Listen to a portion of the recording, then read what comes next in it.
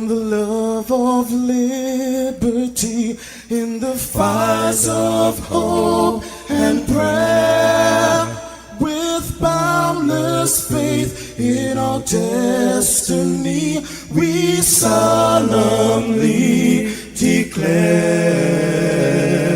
Side by side we stand, islands of the blue Caribbean Sea, this our native land. We pledge our lives to thee. Here every creed and race find an equal place, and may God bless our nation. Here every creed and race find an equal place,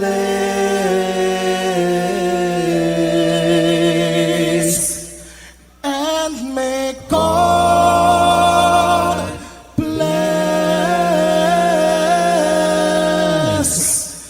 our nation.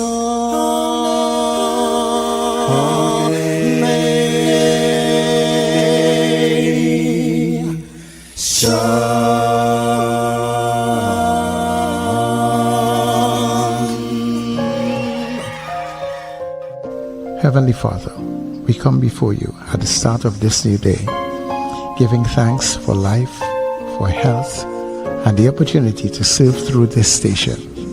We ask for your divine presence to guide us in all we do. Bless this broadcast, that it may be a source of inspiration, joy, and unity to all who tune in. Whether near or far, may our words uplift, our music heal, and our message bring light to those who need it most. We pray for our listeners, wherever they may be. Grant them strength for the day ahead, peace in their hearts, and success in all they put their hands to. Cover those traveling with your protection, and those at home with your comfort and provision. Lord, may everything we do bring honor to you and be a blessing to others. Guide our steps, bless our efforts, and let this station be a vessel of positivity and hope. In your name we pray. Amen.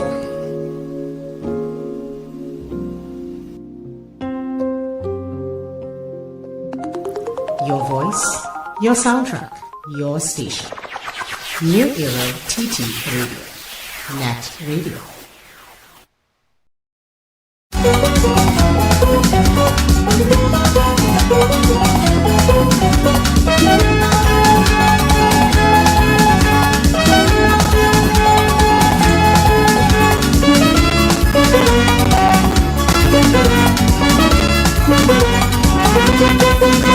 Flores de San Jose sang in Calparo.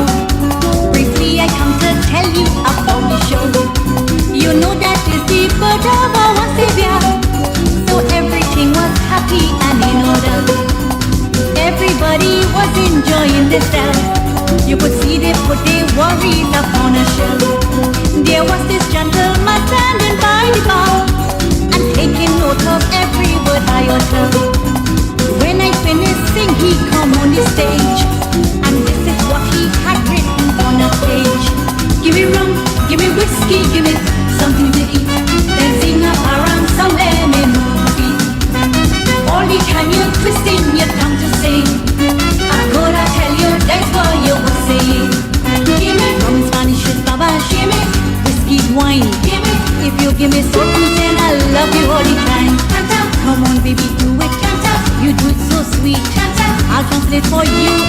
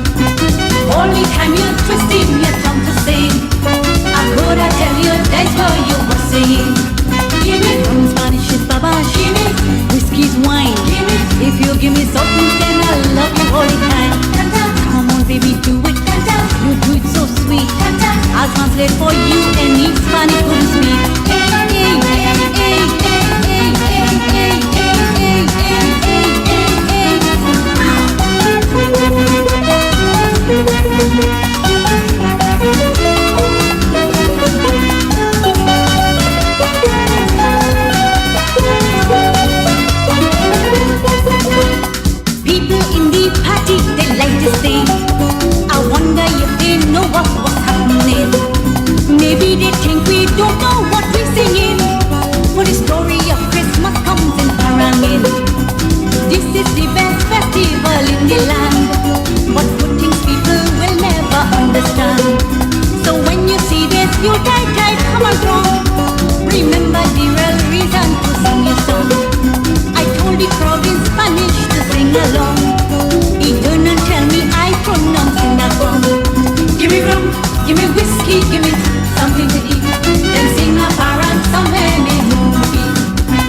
All the time you're twisting your tongue to sing. I could have tell you that's what you were saying. Give me from Spanish is baba, give me whiskey's wine. Give me if you give me soul food, then I love you all the time. Come on, baby, do it. You do it so sweet. I'll translate for you any Spanish would you speak.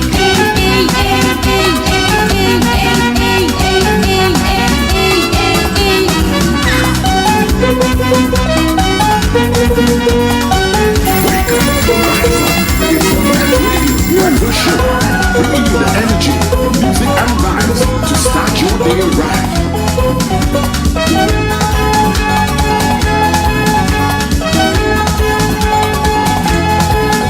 Well.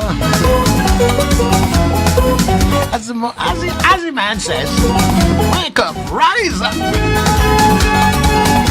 Come on, let's start that day right. Come on, let's get moving this morning. Come on, you're moving sluggish. You can't get off the bed this morning. Oh my word. Come on. The breakfast show is here.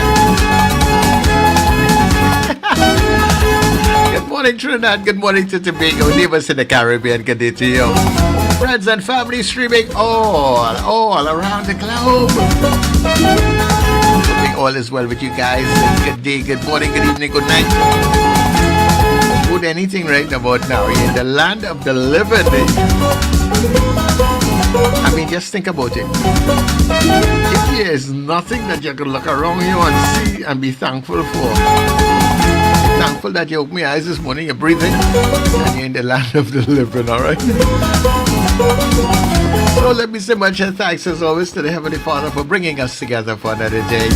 All that we do, dear God, let it be a blessing on to you. Sir Charles, that is me. Happy am I. Yes! Happy am I to be in this space with you. Some music in the background just does something to me. I mean, I just love diffusion. And yo, as I said, the breakfast show is here, so you know what, people? Welcome! Get up, it's the time to start the day. The breakfast show is here, we bring in the soca way. Yeah.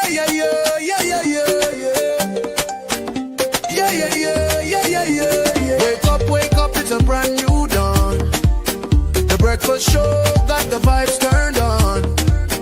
From Maracas Bay to the Savannah line, let's start the day in Caribbean prime. Good vibes rolling through the air. The breakfast show, energy everywhere. We talk, we laugh, we make you think. Grab your doubles or your morning drink.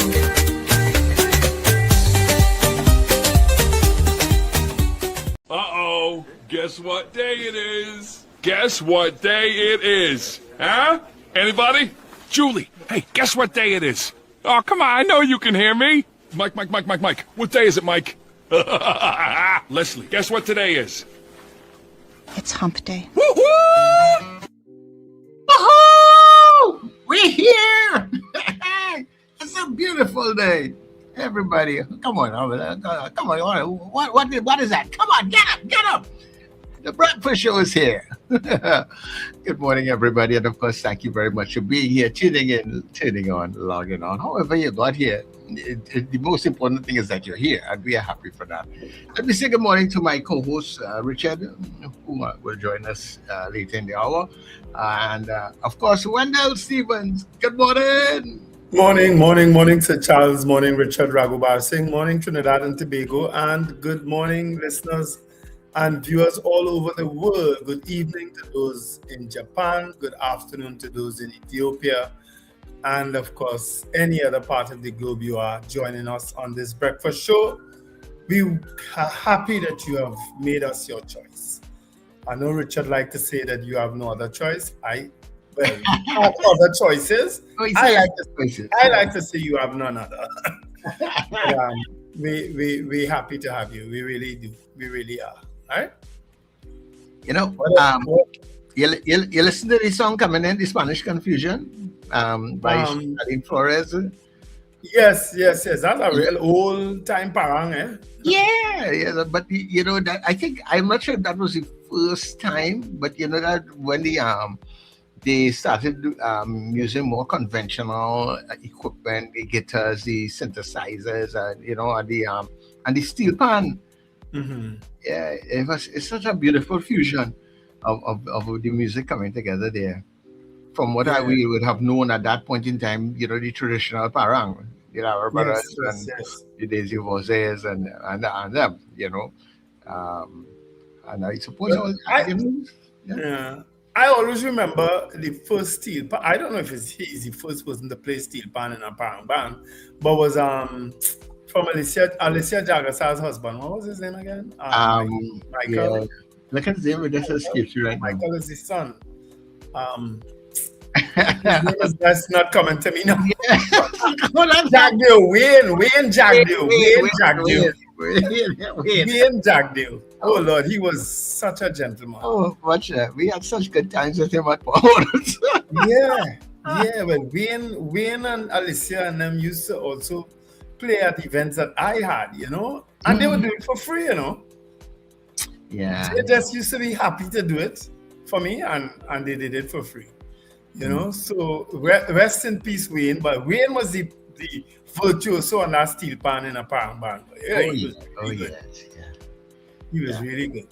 But they might have been so closely because the Flores, the San Jose, and the San Juan Serenidad, whatever it is, they were at that point. I think there was some link between them two, Mm-hmm. If I'm not mistaken. I think they had some sort of link between them, either family or started and moved on the kind of way, But a nice piece of music. Nice. I thoroughly enjoy Alicia's band. I don't know what I'm having brain fog this morning. But anyway, we are here. France finally beat themselves yesterday. I said that France, the only team that could beat France would be the French. Well, France finally beat themselves. I don't know what happened to France yesterday. I mean, all kudos to Spain, who probably played the best game also too yesterday. I don't take away that from Spain, huh? No, I ain't taking away anything from them. But France, I don't know, they just didn't play any football at all. They just look tired. Yeah, they look uncoordinated. Yeah. They looked terrible on the field yesterday. At no point in time they looked like they were going to score. Yeah, that is a serious part of the football that a lot of people don't realize. I mean, there's plenty of football playing in a short space of time at that level. In real heat too. And that is it too. And sometimes, and especially when you play games that go into extra time and that kind of thing now, a lot of the players and games normally may not be running those kind of times. So it can take a toll on you. I remember the last time when I saw when Argentina did the extra time against Cape Verde. Boy, I see Mexico lie down on the field and take a sleep. he looked that kind of way coming down. You can see it's a tool, And is this the first World Cup we have hydration breaks? I don't remember that happening in Qatar. I don't. Because Qatar, I remember the issue was also being the heat, which is why they played a lot of the games late evening, to get away from the heat. But the US and Canada and so on, I mean, it's hot. And you see how it's selling on some of the players. I don't know, France look totally out of it. Mbappe looked sunburnt. He looked sunburnt. Well, he's a red guy, eh? He looks sunburned. But Spain is into the finals. So let's see what happens today in the next semi-final, England versus Argentina. Well, I don't have to tell all you who are back in, right? But regardless of what, somebody is going to be playing Spain, because now Spain is actually sitting down there waiting, watching. All they come on now. I mean, hey, I can imagine how much alcohol must he sell in Spain. Spain really played a good game yesterday. But France may have peaked too early, which is why they played that game, the type of game they played yesterday. But Spain improved a lot. I think that young man called Lamine Yamal, he is an amazing young man. And I think he played the entire game yesterday. You know? He is an amazing, very fit young man. And clearly inspired by his younger brother, his baby brother. Okay. Clearly he's inspired by him. You know, and I guess his dad, who is always in the audience looking on. You know? Anyway, I have a couple birthdays. Let me see, where are they? Where are my birthdays today? You know why they look their birthday? I now realize this. So Spain won the World Cup in 2010. Yes. Looking back at the thing, I don't see them here again before that or after that. So wow. So no, I think they've only won it once. Yeah. So this is a very significant one for Spain. Well, they may have won earlier. I'm not seeing it here as on the charts. You know, going all the way back to 1930. So they won it once. Yeah. So they won it once, and they have appeared, I think, like 17 times in the World Cup or something like that. But they have won it once. So yeah, you see teams like that now, they're hungry for it. They're hungry. Yeah. Trust me. Anybody who they play on Sunday, they're going to run into the ground. Yeah, they played a good match yesterday. Roxanne Mohammed, that's the wife of David Mohammed. She is celebrating her birthday today. Hey, Mrs. Mohammed, happy birthday to you. Happy birthday, Roxanne. Abe Tamer, Charlie Griffith, and Lincoln, our nemesis on the show. He is celebrating his birthday today. Happy birthday, Lincoln. Nemesis is right. Easy nemesis. He may not be in the country, but because we haven't heard from him for a couple of days, huh? No, I think since last week when he abused me. Yep, other than that, I am since then. He abused you last week? Yeah, it's last week he abused me. I think it's either last week or sometime call me and tell me that my petticoat showing. Okay. Something we were talking about, you know. And I tell him, I said, well, you know, that is not what was being said. That's what was being reported, you know, because I just kind of go on what is reported in the newspaper and things as official reports. I'm not into the speculation of what I feel is happening. You understand? I just go, man, really went to talk on me, yes. But I'll allow him, I get honest. I don't think happy birthday, Lincoln. Hope you have an absolute. Have a great day, Lincoln, wherever you are, whichever part of the planet you are. Yeah, I think he said he was going for 2 months or 3 months. That's all. Remember, he had an issue over his cell phone. Why he had to pay for it while he's abroad. Yeah, well, he had raised all that with us. Yeah, most people always have that problem. Yeah. It's Roman issues, you know. Just switch it off, switch on the data. Yeah, make sure as you reach that. Well, you have to put your phone on airplane mode, so your data it doesn't automatically come off sometimes, right? But just make sure and take off your data, especially when you travel, because you don't want to face that bill when you come. Yeah, but I think the problem wasn't that it wasn't switched off, you know. I think what has happened, I think they were still charging them a fee or something, even though it's switched off, you know. So you were saying, great lawyer, hey, I'm suspending my data. Do not charge me. Right. Yeah. But look, he's in the chat here. He said they finally disconnected it.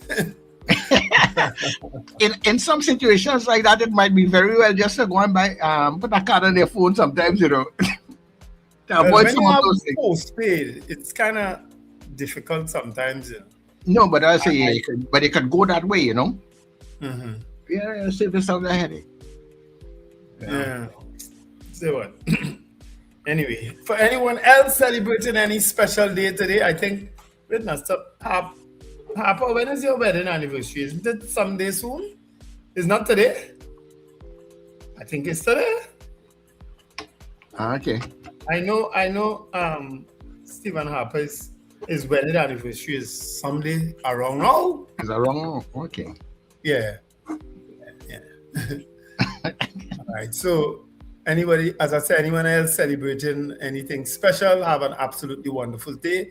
Today is going to be a wailing and a gnashing of teeth. Oh, yes. Either Sir Charles or Gary Griffith, because Gary yes. Griffith is the only person I know who's been back in England from day one and openly backing them.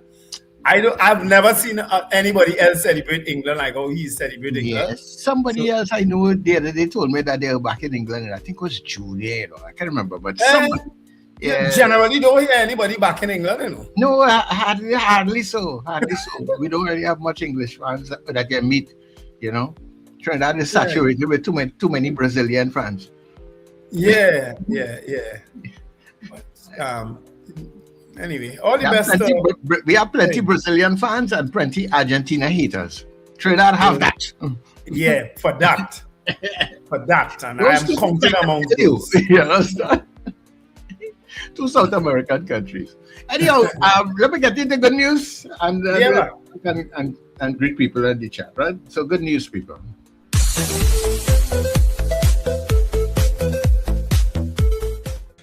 The major initiative that we want to be able to do is to reduce the costs of cargo for intra-island trade. And it is against this backdrop that the long-awaited ferry is something that we're working on assiduously.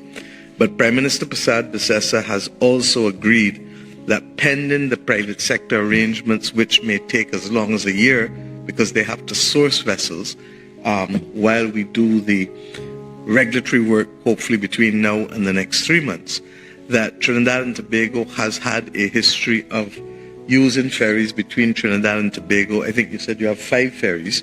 And we are now about to enter discussions, Prime Minister Friday from St. Vincent and the Grenadines, Prime Minister Prasad Bisesa, and myself as lead on CSME, to see how best we can utilize one of the Trinidad vessels as a proof of concept while the private sector procures. And I've undertaken the responsibility of working with colleagues to be able to get the treaty arrangements for mutual recognition of licenses, insurance, so that vehicles, cargo vehicles, can literally go on and come off where possible. This is a work in progress, and it also involves the fact that some ports in the Southern Caribbean, and this is the proof of concept, will first be in the Southern and Eastern Caribbean, but it requires us to also assess what other infrastructural arrangements might be needed at the port or whether ramps can be used. So I give you the assurance that we are singularly focused on being able to reduce the cost of intra-island cargo, which, in addition to the other measures that we have taken to increase disposable income of our citizens, but also to reduce the cost of freight, the cost of gas, and the cost of electricity, all of which, when combined, can be completely inflationary, is what we're doing together. And we none of us is omniscient, none of us has all the answers, none of us are omnipotent as well. So we will work together, and as Prime Minister Pierre said, the ball reality is this is inflation that is imported. And as you know, last night, the fighting has started again. So that is what creates also the uncertainty. But we are committed to shielding our population as far as possible.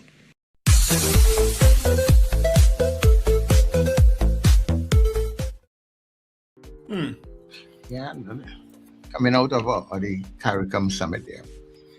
Curiosity got the better of me when she said none of us is, you know. But both are correct, they said. None of us is or none of us are. Both are correct. All right. Because I'm saying Mayor Motley wouldn't make an error like that. You know? Morning, Richard. Good morning, Wendell, and good morning, Sir Charles, and good morning to all our listeners and viewers, wherever you are. Thanks for joining us. You ready to go to the chat with me? Yeah, we can go there. All right, let's go all the way up to the top. You there? Yep. All right, Valerie Mendoza started off the morning at 12:03. Margaret Thomas, Odell Guy, Robert Allen, all of them saying happy hump day. Spain played for their place in the finals, having beaten France many times. That's true. Somebody reminded me of that yesterday. Most times Spain met France, they beat France. Somebody reminded me about that yesterday. Thanks for that, Robert. Eunice Dublin, good morning. Kenny in Harlem. Trinman says happy hump day. Don't forget to take... Okay. Erica Charles Apollina says good morning. Manuela Peters also says good morning. Diane Payne, Marlon Motley out in North Valsayn, Ava Smith, Felix Kazo, Michael Eastman, Robert Taylor in Fernandina Beach, Ian Stewart, John Cato says good morning to the Power Breakfast team and viewers all over the globe. Well, the masquerade is continuing apace with no end in sight. All right. Pamela O'Connor, Boy Bidesi from David, Carol Guevara, Debbie Modest, Michael, that's Sankofa, Carla Hercules, Empress Rez, Lal, CJ from New York. She's locked on and just cooking. Empress Rez cooking already? Yeah. Raymond Piggott says good morning to the breakfast crew. Philomena Ali, good morning each and every one. Joyce Phillip, Ingrid from Tucson, Arizona. Lester Cragwell, Wayne Ramsey. Sandra Gabriel says, I'm sad my two teams are out. Good luck to the rest. Nadia Stephen, Victor Philip, Margarita Chow. Yes, Spain is his first Spain victory. Thanks for that again, Robert. Alistair Hart, good morning, guys. I never thought I was ever say this, but wishing England victory today. Yeah, me too. You see what I tell you? Yeah. No, a lot of people are going to be back in England, you know. I think it's only you and Adande Piggott back in Argentina. Probably. Oh, my God. You feel sending me all them pictures of the Argentina flag will help it. I'll be consoling you tomorrow. Oh, Lord. You know, so far all the jingle has been falling flat. I'll go ahead. It's time I get through it one, though. All the jingle been falling flat, but go ahead. Hillbench is saying good morning, and Hillbench, of course, is having that fundraiser. I'll tell you a little bit more about it later. Brent Hackshaw, good morning, gentlemen. Charmaine Bernard, Magic says Grand Rising. Sandra Gabriel, my team looked like Compre. Lincoln Foxshot, who is Lincoln, is celebrating his birthday today. Says thank you, happy Wednesday from Kimbo Via. Go England, go.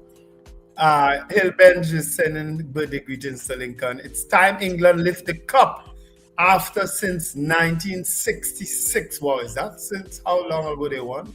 That's when football now start. Yeah, that's a long time. I'm telling you. Michael Robinson from Yokohama, Japan. Manage, look out for Khadija Amin out there for me. I tell her to go and visit Shibuya Crossing where you took me to. I tell her go and check it out. She will enjoy it. Robert is saying happy birthday to Lincoln. Deborah Noel Surratt, good morning, all viewers and listeners. Kazim Mohammed says he backs England. So says Rhea Sampson. Chris Toussaint, morning. Today is the anniversary of the initiation as an Orisa priest. So happy anniversary, Chris. Arlene Lewis, good morning. Kazim, none of us is correct. Yeah, there's none of us or none of us is or none of us are. Both are correct, they said. Wendy and James, did you see when Mbappe slapped goalkeeper? He got a yellow card, it should be red. Did he slap the goalkeeper? Okay. Let England beat Argentina. Sankofa say Facebook seems to be off Facebook. Ingrid said the mayor is correct, none of us is singular. Well, as I said, both are correct. Jason Samuel says, yes, it's the first time hydration breaks of 3 minutes has been mandated by FIFA regardless of the weather. Before it was at the discretion of the referee. All right, so That's all the greetings. CJ is also sending happy birthday greetings to Lincoln. All right, so those, and Melchizedek jumped in there last minute with good morning. Those are the greetings on the chat. Yeah. Happy birthday, Lincoln. Yeah. All right, so let me say good morning to the people who came in on the WhatsApp. Of course, Frank in Aruka came in first. Miss Ingrid in Arizona came in second. Then Kent followed Zena, Audi and the Powder Puff Ladies. Good morning to you. Captain Ron, who's back in Orlando. CJ's getting ready for work right about now. Probably that's why the cooking taking place, Wendell. All right. Is that CJ cooking or no? It's somebody else. Oh, okay. It's Empress. Where's Lala thinks she's cooking? Empress. Okay, but Yeah. maybe we'll come up with it also.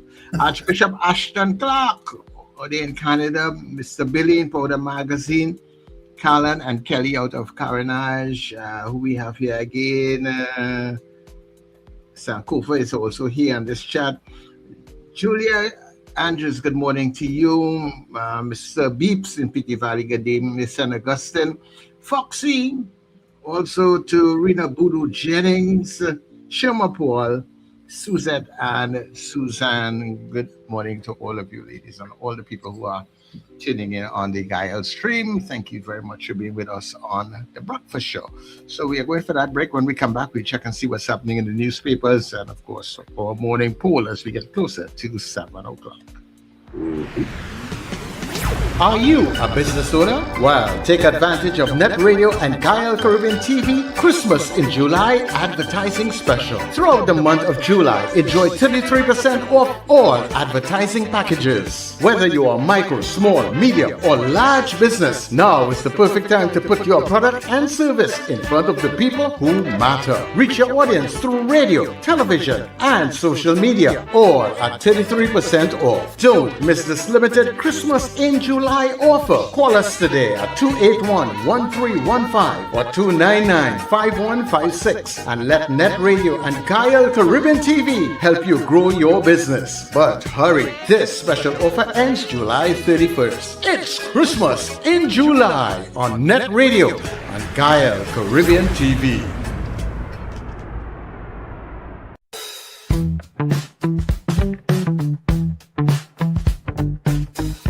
S&H Rumbox, 137 Western Main Road, St. James, for all your retail and wholesale needs for alcohol and non-alcoholic beverages. Call us at 686-0599 or visit us at 137 Western Main Road, St. James. S&H Rumbox, drinking out of the box. Get ready.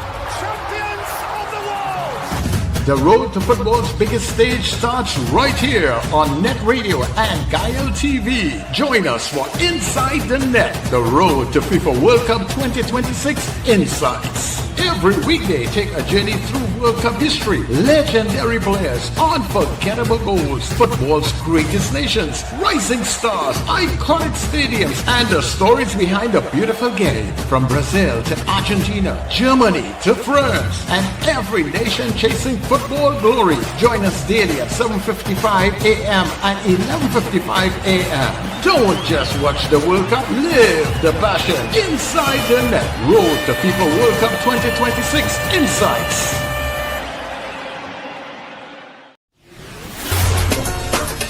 All aboard! Calling all you NETT Radio listeners and fans. It's time to pack your cooler, gather your crews. Join us on NETT Radio, Halloween Cooler Crew in red, white, and black. On board the luxurious Island Royalty, Saturday, 15th of August. Boarding at 7 p.m. from Hard Cuts Shagaramas. We sail at 8 p.m. sharp. Enjoy great music all night long from your favorite NETT DJs. Sir Charles, CJ, Mr. Flavor, Doc International, RJ, and Fluffman. Tell you you's a big dancer. Come show Early bird tickets are just $200 after $250 $50. Get your tickets now at Crosby in St. James, Rumba, St. James, Bobby's Bar in Kure, Bats International in Arima, K Square Fashions at C3 Center, West Mall and Eastgate Mall, and all net DJs. No glass bottles allowed. Bring your coolers, bring your crews, and let's celebrate together. NETT Radio, Color Week, Hula Crew. Saturday, August the 15th, aboard the Island Royalty. For information, call 638-2609 or 497-7173. Color Week, on the scene.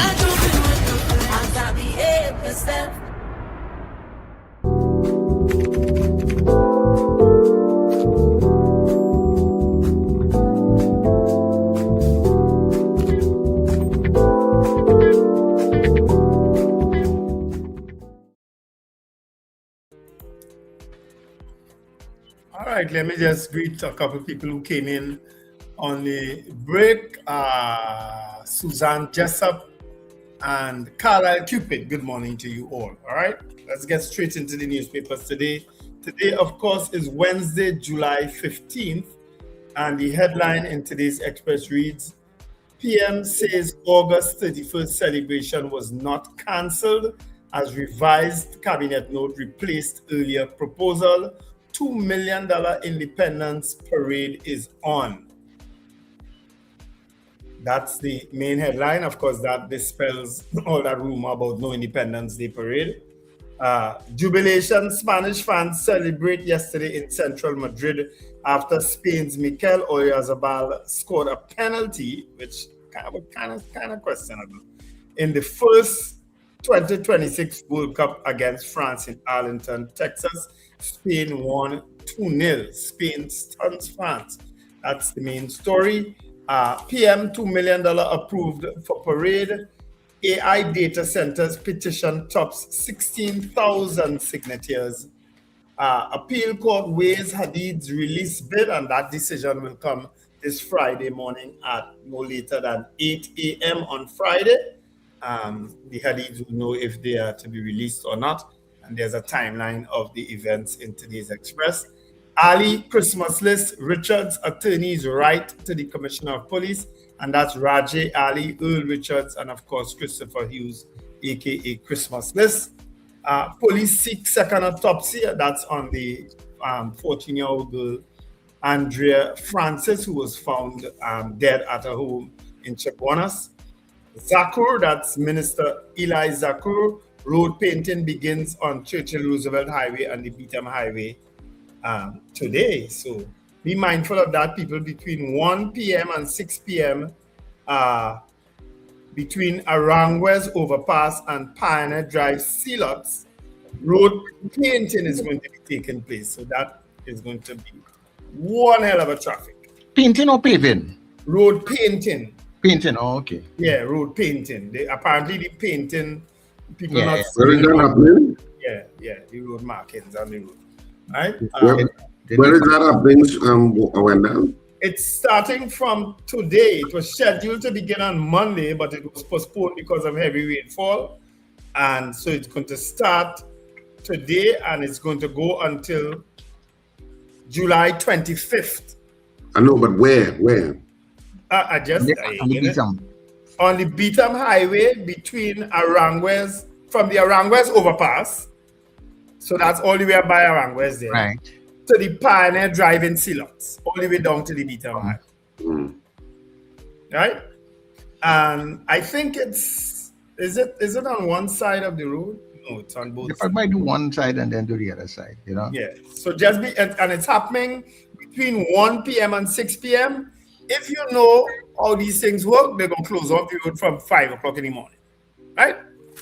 But Central Block handed over. I paid for my son's Japan trip. That's also in the news. I had to teach Khadija how to respond to these things without bringing back up the PNM and whatever back and all. You got to politician that one, though? Just respond to it. What are you bringing up PNM thing for? We're bringing PNM in that for. That's true. I believe, yeah, that's on the back part. Spain shuts out France, advances the World Cup final with 2-0 victory, and too much war. That's also a story in today's papers. Fed up. And visa-free travel to Spain for TNT citizens. Now, I don't know where this come out from. All of a sudden, that started to spread yesterday. We have always had visa-free travel in the Schengen zone. So I've been to Spain. I never had to get a visa. So I don't know what is this visa-free travel coming from for Spain. It's always been like that for Trinidad and Tobago citizens. Right? So that's, those are all the stories trending in today's Express. Just quick question, Sir Charles. At what time today you think Argentina going to get the penalty that will propel them into the league? You are not damn they answer me that. What time you think today the penalty will come? There is going to be no penalty, right? There's going to be no penalty. Trust me. Big team does beat people bad. You see how Spain beat France? Big team does beat people. Richard, mark my words, Argentina is going to get up early penalty today. Eh? Right. Go ahead.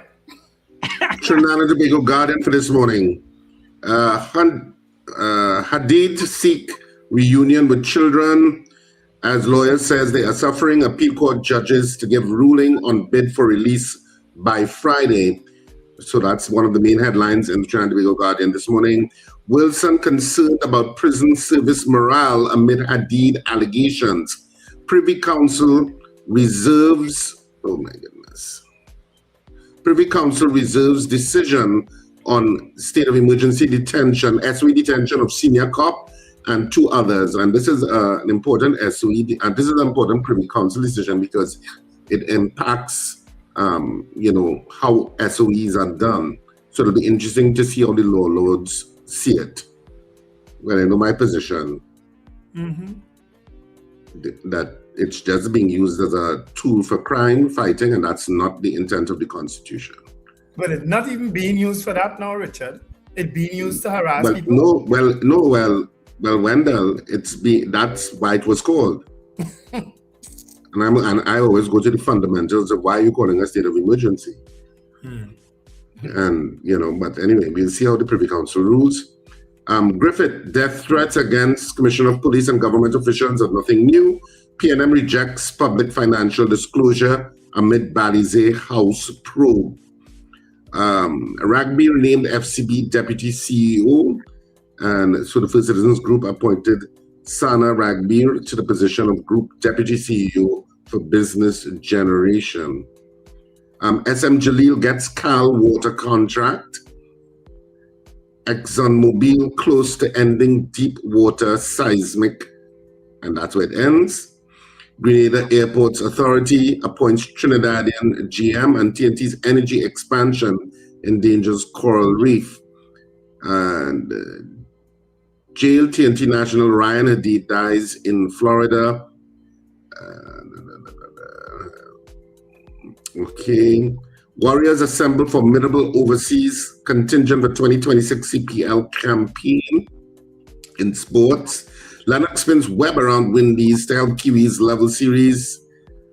And 17-year wait, PwC Ministry of Finance to decide on CG09 funds.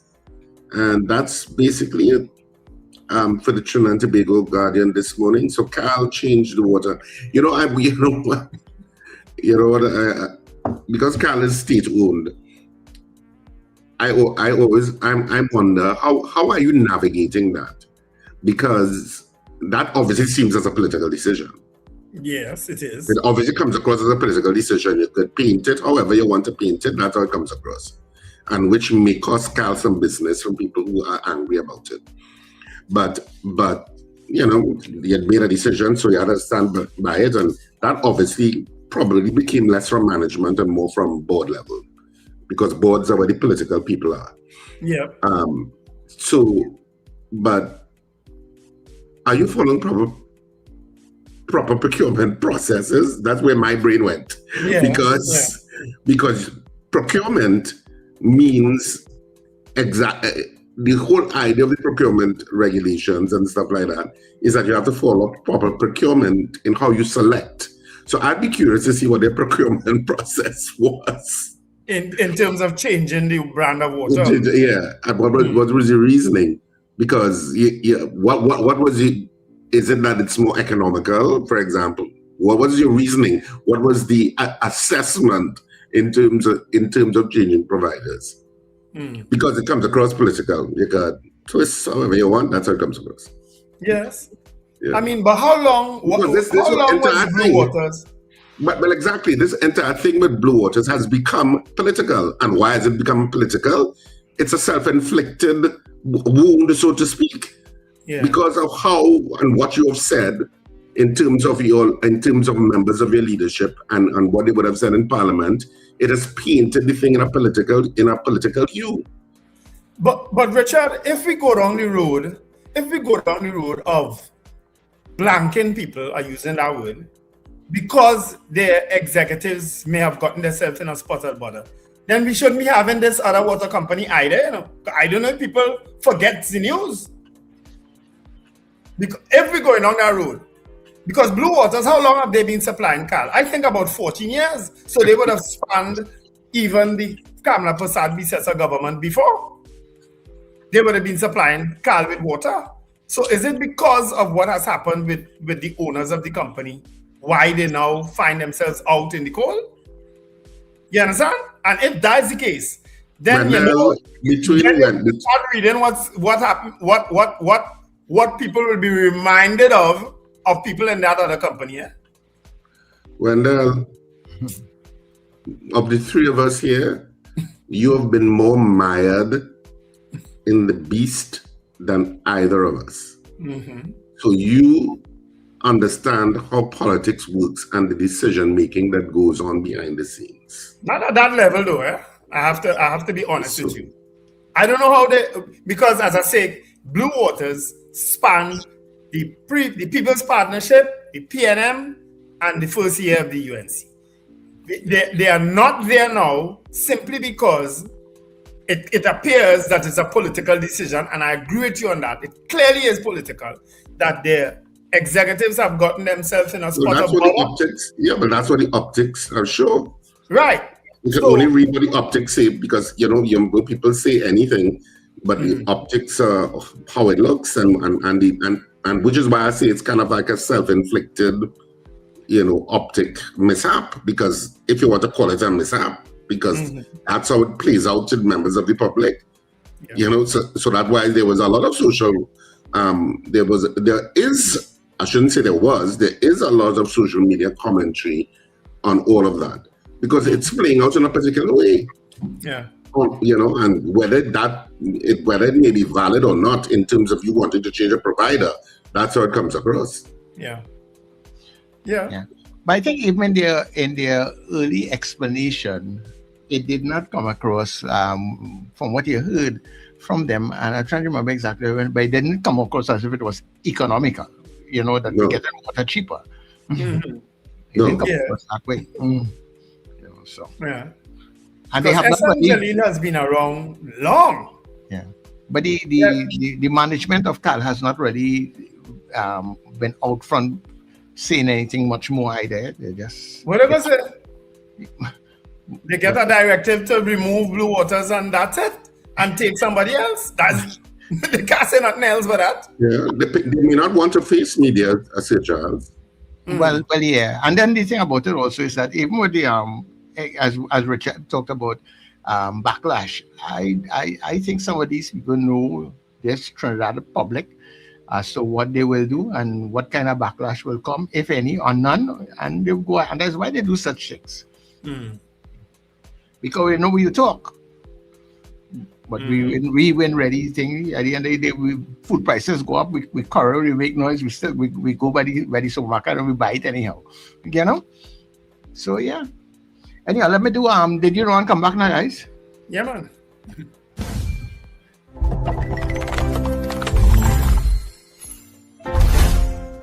I posted a video yesterday about 17 black people who died mysteriously and quickly realized that this list is never ending. If you're white, please watch all the way through. We are not allowed to look away when we feel uncomfortable anymore. On June 29th, just last week, Gerard Jackson went to a music festival with his white friends before one of them contacted his mom and said he was missing and having a mental health crisis. His family says he's never struggled with that before. His friends say they took his phone and keys away and he must have taken his keys back while they were sleeping, even though he didn't take his phone. He was found hanging in a wooden area with his car over a mile from the festival grounds. During the period that he didn't have his phone, there were several attempts to log into his bank account and his Apple Pay was used at a local gas station. His family says there's no way he killed himself, and on top of all of this, they cremated his body without their permission. Ternia Nicole Miller was found hanging in a tree in Miami just 3 weeks ago on June 18th. She was there to celebrate Juneteenth and her death was ruled a suicide. Post on Instagram that she was traveling for Juneteenth and then proceed to... In November of 2024, 15-year-old Jalen Reeves was stabbed to death 6 times by a 14-year-old white boy. That boy was later cleared of his second-degree murder charges, claiming self-defense. And guess what? His dad is a high-level executive at Axon. What's Axon, you might ask? An American company primarily developing weapons and technology for military and law enforcement, known for its taser electroshock weapons, a market it has dominated since 2003. He works for a police weapons manufacturer. In 2021, Jelani Day went missing and his remains were found weeks later in an Illinois river. Police ruled it an accidental drowning and his mom calls that an insult. She said Jelani was an avid swimmer and avid swimmers don't drown themselves. He has never had depression or struggled with mental health. In 2020, 15-year-old Kawan Charles was picked up by his white friend and his friend's mom, who allegedly gave them alcohol, weed, and mushrooms and didn't report him missing for 4 days after he said he was going to kill himself and left their house.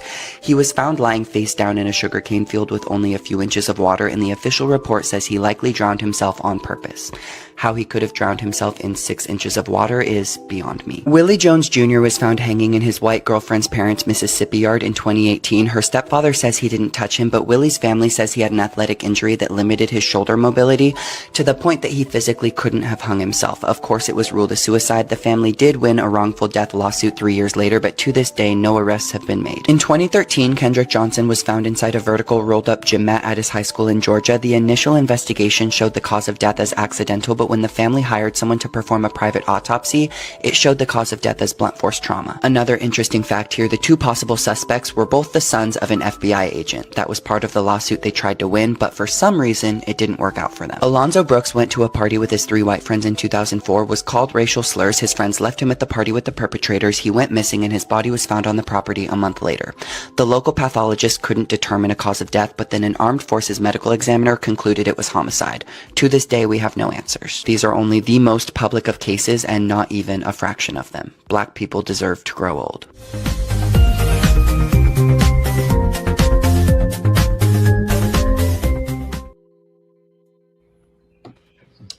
And that is just what we know, or what they pull up, You can imagine how many others are happening. That's crazy. Scary, crazy. I sent you all the article in August from August 2022. You can take a look at it. I wouldn't read it on here. But yeah, that's some good news there. Carlisle Cupid says a check on the tender process will reveal quite a lot. Trying to make politics is descending further into the pits. You think? Andre said, Richard, I agree, it looks very political, but Oasis is cheaper, so one wonders how they didn't win the contract in the first place. True, but back then it didn't have procurement. Clearly, it didn't have the procurement legislation back then. Mm-hmm. You know? All right, let's take a couple calls, people, as we go up to 7 o'clock. 2811315 or 2995156. You can give us a call, and then we'll tell you about the morning poll in a short. All right. Caller, good morning. At top of the day, good morning to you good lads. You know, you can't song English. What? You can't song English, forget it. My jolly gosh. Look, all this heavy stuff. It's the middle of the World Cup, my good man. I was just having a cuppa, and I said I'd come and share the joys with you folks. You know. Thank you very much. Falklands number 2 will be today, and we won't be like the HMS Glamorgan. You know, we're going to take some hits, but rule Britannia, right, Journal? I hear you loud and clear. Yes, and I hope, but listen, I'm willing to tune in tomorrow because when that happens, with today's results, that's the time I think you say you wouldn't wear clothes. And my golly, I wouldn't want to see that on the telly, Yeah. No, that's Anyway. Sunday is the World Cup you're talking about. You had to wait till Sunday for that. Sunday is the final. Come to think of it, Yeah, I'm sorry, final, I'm just final, having another final. one of my Joe Biden Yeah. moments. But anyway, guys, lighten up, man. It's World Cup. Yeah, all this heavy stuff. We'd have lots of time for that, So let's cheer on the boys, and the Jedi Lions will roar, come today. Yeah, Cheerio. thanks very much, Virginia. Virginia kind of lay off Joe Biden and people who are having senior moments. Some people don't really like it too much. No, I don't like it. Because it's not something that they could help or choose, Yep. Yeah, so Yep. that's And as not, we speaking about that, there was a gentleman who went missing. He was found by someone. He had taken his car. He suffers from dementia, and he had taken his pickup and went off, and they couldn't find him. But he has been recovered. The Hunter Search and Rescue reported that. What's his name? I'm hoping AI technology will help us at least to find that just now. I'm very hopeful. Caller, good morning. Hi, good morning, Sir Charles. Good morning, everyone. Morning. Gentlemen, very soon, the Privy Council will be no more for Trinidad and Tobago, and you will have to resort to the TCJ. The Privy Council is finding it very difficult to weigh in on these appeals from Trinidad and Tobago. And sooner or later, we would have to go own way and find a new appellate court. And also, I understand you all interviewing Mr. Griffith this morning. Yes, we hoping to speak with him concerning the death threats issue. We had enough of British people side and who came first and who didn't come first and Dr. Rowley and You trying to dictate the interview? Thank you very much. He's trying to change Gary. Yeah. You're trying to get a fish. That's what you're trying to do, better fish. That can happen, boy. That can happen, sir. Not even on our best day could we get him to stay away from Yeah, boy, you make a joke. I really. And then there's them Gary. As the song says, accept me the way that I am. All right, we do. All right, caller, good morning. Hi, good morning, the Three Musketeers. Good morning. All right, listen good, yeah? Now, you see this thing with this blue water people and them?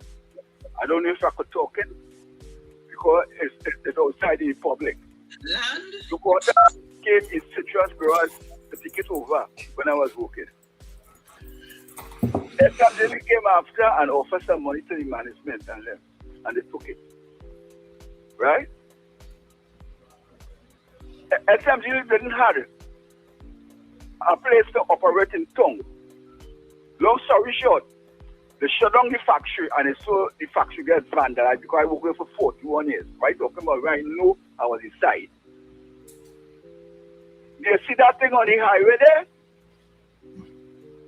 They say somebody behind it to get it. A financer from the party. That's why they want to renew the Blue Waters contract. Watch it. You see what the thing with the airline who get it? Okay. This serious thing what's going on. Politics, plain, make a lot of us be fooling myself, But I just be watching things long time be played. Okay, brothers. Have a nice day. God bless all you. Yeah. As I say, I don't mind the politics, because that's par for the course. I don't mind political decisions being made and so on. That it happens with every single government. You know what I mean? When you're getting the TTPS involved in going after people, that's when we have a big problem.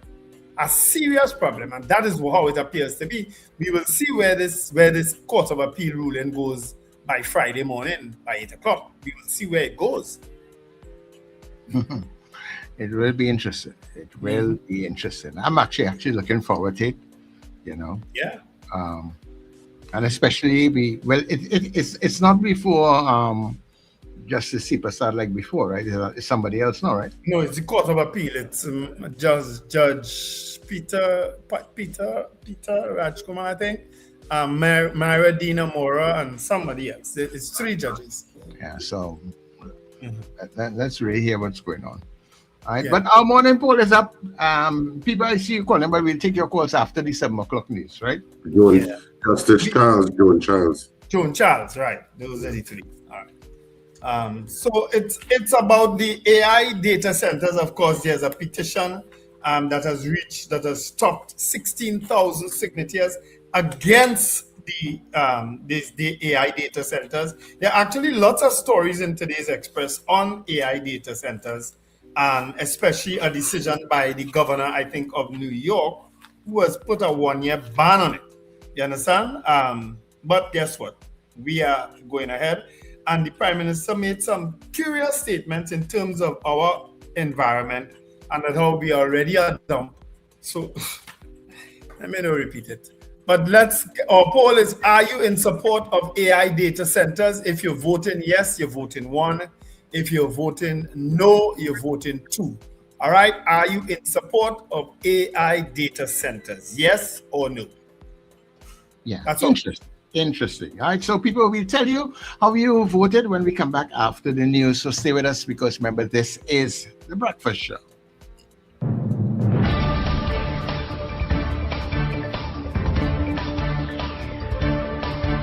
The news you need, the clarity you deserve. Local, regional, global. This is NETT Radio News Now. This is News Now on NETT Radio and Guile TV. I am Derek McMillan. Thank you for joining us.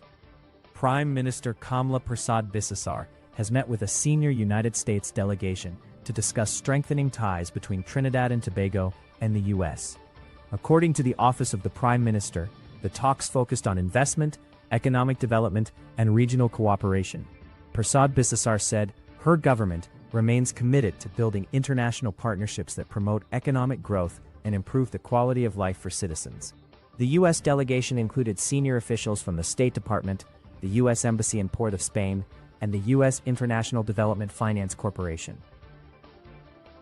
Prime Minister Kamla Persad-Bissessar says the government's proposed AI data centers will not place additional pressure on Trinidad and Tobago's water or electricity supply. She says the projects will use recycled, non-potable water in closed-loop systems, and that electricity and natural gas supplied to the facilities will not be subsidized by the government. The Prime Minister also defended the developments, saying the privately funded investments could create more than 5,000 jobs and help diversify the economy. Her comments come amid concerns from some groups about the environmental impact of the proposed AI and data center projects. Opposition leader Penelope Beckel says the PNM has nothing to hide as the party prepares to challenge the police investigation into the funding of Balasir House. Beckel says the PNM will defend its legacy and reject what she describes as attempts by the government to vilify the party. Her comments follow a High Court order requiring the PNM to explain the funding behind the construction of its headquarters under the Unexplained Wealth Act. Beckles also accused the government of focusing on political attacks instead of addressing crime, the economy, and the rising cost of living. Businessman Dominic Hadid and his wife Genevieve will remain in custody until at least Friday after the Court of Appeal reserved judgment on their bid for release. The couple is being held under preventive detention orders over an alleged plot to assassinate government officials. Their attorneys argued there was insufficient evidence to justify their continued detention and claimed they were being politically and ethnically targeted. However, attorneys for the state maintained the detentions were necessary for national security. The Court of Appeal says it will deliver its ruling by 8 a.m. on Friday. 3 police officers are under investigation after $250,000 allegedly disappeared during a search of a Claxton-based scrap iron dealer's home in June. Attorney Subhash Pandey says his client, Akini Joseph, claims officers found cash hidden in the ceiling before some of it allegedly went missing. A complaint was later filed with the Police Service's Professional Standards Bureau. Police sources say investigators have obtained CCTV footage as part of the probe. Joseph, who is currently being held under a preventive detention order, denies wrongdoing, while his attorney has applied for a review of his detention. Finally, a woman says her husband's life was saved after she grabbed his legs when he was nearly pulled out of a Ryanair plane during a flight from Greece to Germany. Svetlana Gurkovich said her husband, 61-year-old Lubisa Karovich, was almost sucked headfirst through a cabin window after it shattered shortly after takeoff. She said his shoulder and head were outside the aircraft before she and 2 other passengers pulled him back in.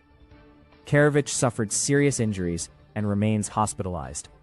Ryanair says the aircraft returned safely to Thessaloniki after a passenger window became dislodged in flight. And that is NETT Radio News at this time. That was news now. Stay informed with New Era TT Radio. NETT Radio.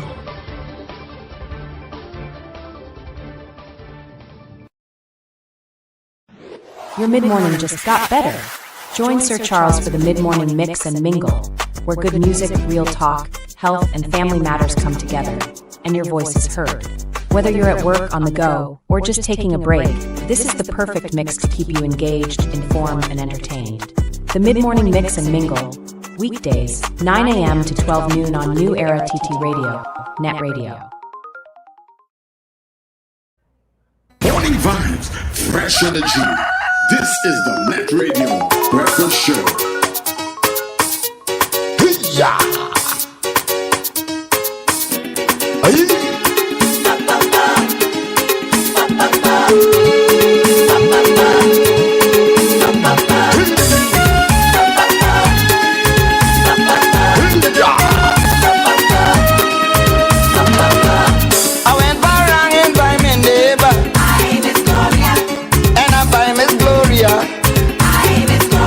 I say, madam, what you have to offer? She say, I have everything right here.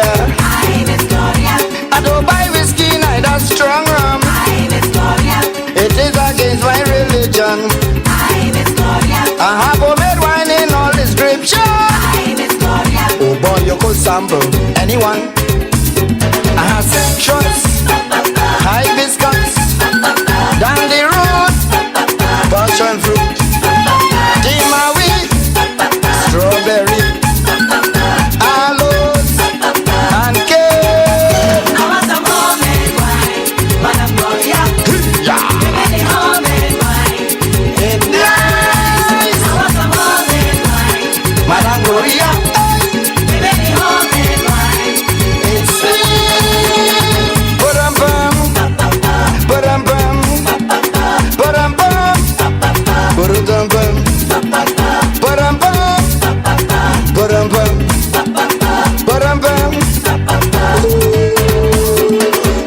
I eat black cake from Jonah already. So right now I don't want no more. But all them local wine you present me, I'm gonna taste some of them for sure. Oh madam, which one is your favorite? Bring it out quick, let me taste it. It's you who make it and you must know. I want a good head before I go. She say hot plum, pomegranate, cashew, guava, balata, bandanya, aloes, and cake. I want some homemade wine, Madam Gloria. Give me the homemade wine. It's nice. I want some homemade wine, Madam Gloria. Give me the homemade wine. It's sweet. Bum bum, ba-dum bum, ba-dum bum, ba-dum bum, ba-dum bum,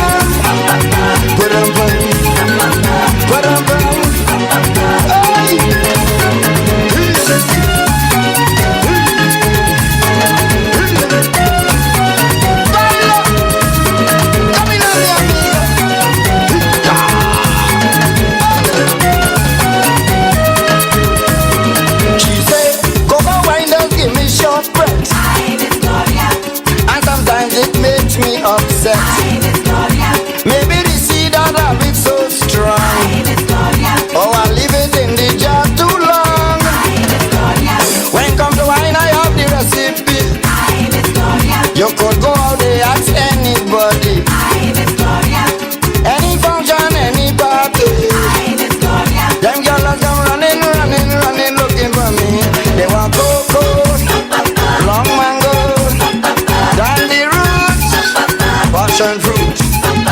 Tima wheat, strawberry, aloe, and cake. I want some homemade wine, Madame Gloria. Give me the homemade wine. It's nice. I want some homemade wine, Madame Gloria. Give me the homemade wine. It's sweet.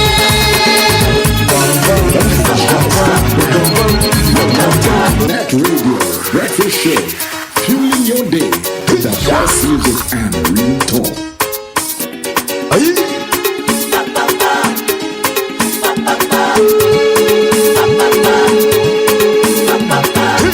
I just love that drop. I just love it when the music drops. Hey everybody, good morning to you, and of course, welcome once again. It's now 12 minutes past the hour of 7 o'clock. We're inside the second hour. I say, Madam, what you? This is the breakfast show, and of course, you are listening to NETT Radio. Your era TT Radio. I don't buy whiskey, neither. Taking you above and beyond. Good morning to the Anthem crew. Religion. I have homemade wine in all description. And all the folks that came in along the way, thank you so much for making the breakfast show your choice in the morning. Yeah. Down the road, Monday to Friday, we're here to make sure we entertain you, keep you company, and of course you keep our company also, right? So Wendell Stevens, Richard Ragobaru saying, yours truly, Sir Charles, breakfast crew. We also say a very special good morning to the folks in Gael Caribbean TV, on Flow and Amplia. Good day to you. So people, remember when we come off of the social media feeds, you can come across to netradiott.com so you can listen to the great program. That's our website, netradiott.com. So right now, I don't. Of course, when you go across to netradiott.com, don't forget to like and support us. Your financial help is always appreciated. There's a donate button there. It takes you directly to the areas where you can make that donation on the website. Right? Make it and you must know. All the folks who are listening on the different platforms, well, now you don't have to come off of your platform, whatever platform you're accustomed streaming on, whether it is Radio Garden, Online Radio Box, Simple Radio, My Tuner, or Tune In. We are global, yes. All you have to put in the command NETT Radio Trinidad. Give your Alexa and smart devices the command Alexa play NETT Radio Trinidad, or Alexa play NETT Radio Trinidad, and you will find us. Simple and easy branding across the board. NETT Radio Trinidad for all our social media pages: Facebook, YouTube, Instagram, TikTok, and of course also our WhatsApp page. You can follow our WhatsApp page also by just using those handles, right? Make sure you put your stamp, follow us on all of those pages, man. We want you up inside of there. Alright, so our morning poll is up. And sometimes it makes me. We're asking you today. I mean, it's.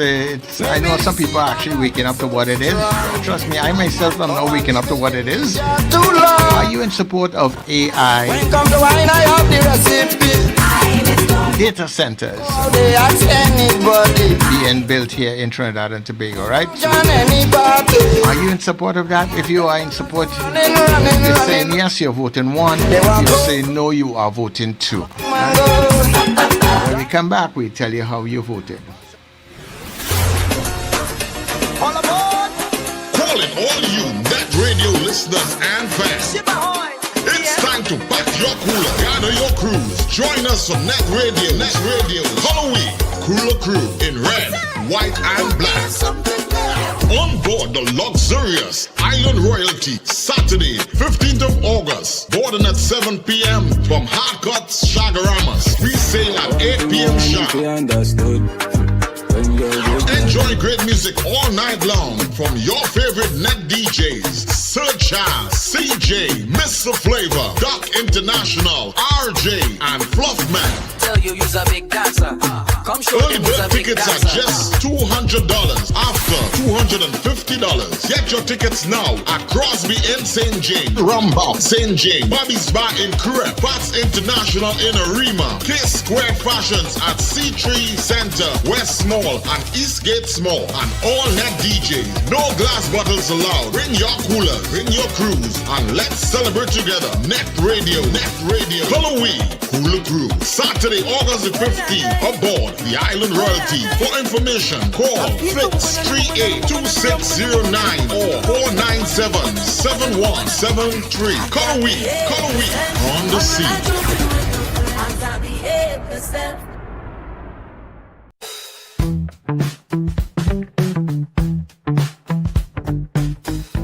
S&H Rumbox, 137 Western Main Road, St. James, for all your retail and wholesale needs for alcohol and non-alcoholic beverages.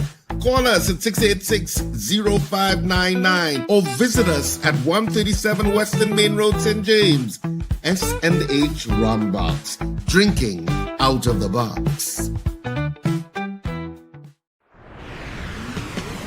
Are you a business owner? Well, take advantage of NETT Radio and Gael Caribbean TV Christmas in July advertising special. Throughout the month of July, enjoy 33% off all advertising packages. Whether you are micro, small, medium, or large business, now is the perfect time to put your product and service in front of the people who matter. Reach your audience through radio, television, and social media, all at 33% off. Don't miss this limited Christmas in July offer. Call us today at 281-1315 or 299-5156 and let NETT Radio and Gael Caribbean TV help you grow your business. But hurry, this special offer ends July 31st. It's Christmas in July on NETT Radio and Gael Caribbean TV.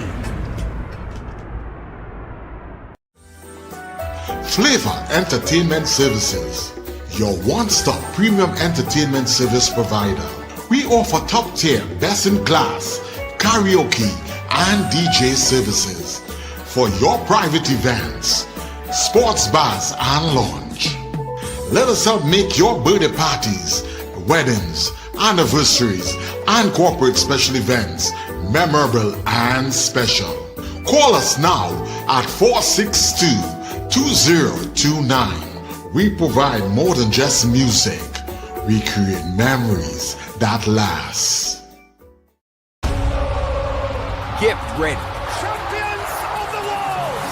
The road to football's biggest stage starts right here on NETT Radio and Gael TV. Join us for Inside the Net, the road to FIFA World Cup 2026 Insights. Every weekday, take a journey through World Cup history, legendary players, unforgettable goals, football's greatest nations, rising stars, iconic stadiums, and the stories behind the beautiful game. From Brazil to Argentina, Germany to France, and every nation chasing football glory. Join us daily at 7:55 a.m. and 11:55 a.m. Don't just watch the World Cup, live the passion. Inside the Net, road to FIFA World Cup 2026 Insights.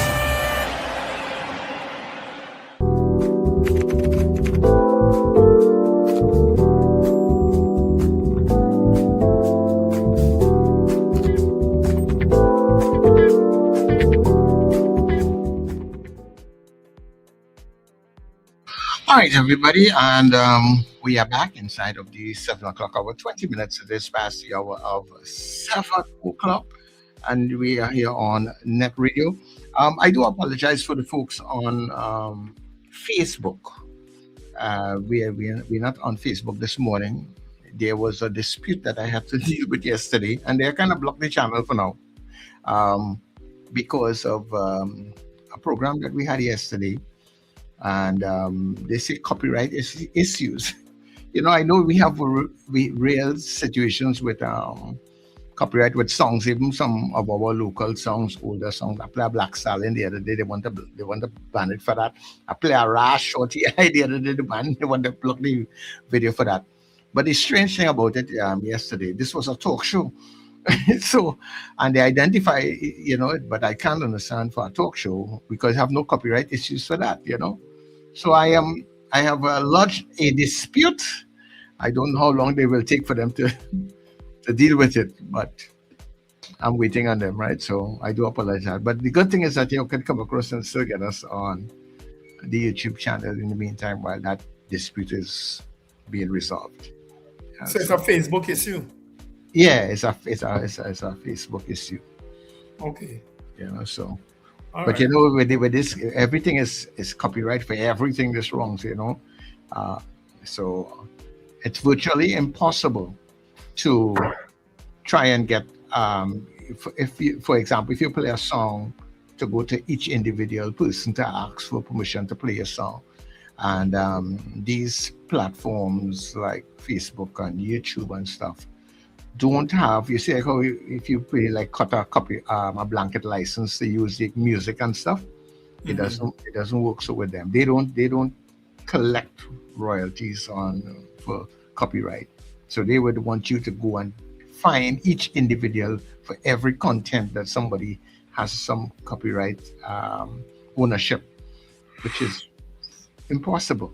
I don't know how they're going to get around, because if the platforms of themselves say, well, okay, if you're using Facebook, YouTube, we will charge you a particular fee, and and that will be distributed to the relevant persons, but they don't do it. They don't have anything like that. So it makes it very, very difficult to maneuver them these days. Yeah, because I know Cut is having, I think the bars who are broadcasting the World Cup on the screens and so on, also having an issue with Cut right now. I think I was reading about that somewhere. Yeah, and it happens at Carnival too. Once you peak periods and stuff, you find out it really takes over. But we have to find ways to navigate it. But who do you talk to? And that's the next thing. You don't talk to anybody. You write an email, you get an automatic response, and you have to wait. And how long that wait will be, I don't know. Yeah, but Beauty Culture is giving you a piece of advice here. Said you need to put a disclaimer on the screen as another radio station does, because I think they are also broadcasting via YouTube and Facebook now too. They are not just in the radio station anymore. They are also doing like what we are. They have also gone online to like us. Yeah. But as I said, I have read up on it, and some those disclaimers, they don't really work. People put them. They don't protect you. Yeah, even with the music, I've been trying to get around that whole music situation with people who post content. One of the say, "Why I just post it as wherever they ban the banners," that kind of thing. But it, eventually it can interfere with what you're doing. Yeah. All right. Let me just let you all know that Friends Foundation presents a brunch extravaganza, and it's comedy for, of course, this is for Hillary's journey. Hillary has suffered a stroke, so he is asking for assistance. It's a musical comedy and cultural arts. It's taking place on Sunday, August 2nd from 1 p.m. That the ad is wrong in this. Is 1 p.m. to 5 p.m. at the St. Francois Girls College, and the contribution is just $175. All the proceeds go directly to support Hillary's journey, making every ticket purchase a meaningful contribution. All right, drinks and refreshments will be on sale, and you could contact Hillary at 769-5163 for tickets. And of course, I will try to assist him, of course, by putting some tickets in Rumbox for sale for him. But this is happening on Sunday, August 2nd. All right. He's an ardent fan of this breakfast show, always commenting and contributing. So we are going to try to assist him in his journey for medical reasons. All right. Yeah. Excellent. Mm-hmm. Yeah. All right, and people, don't forget we have our Week Cooler Cruise that is coming up also on the 15th of August. So, please come out and support. Yeah. Support the Cooler Cruise, the 15th of August. So many people have not even bought any tickets yet.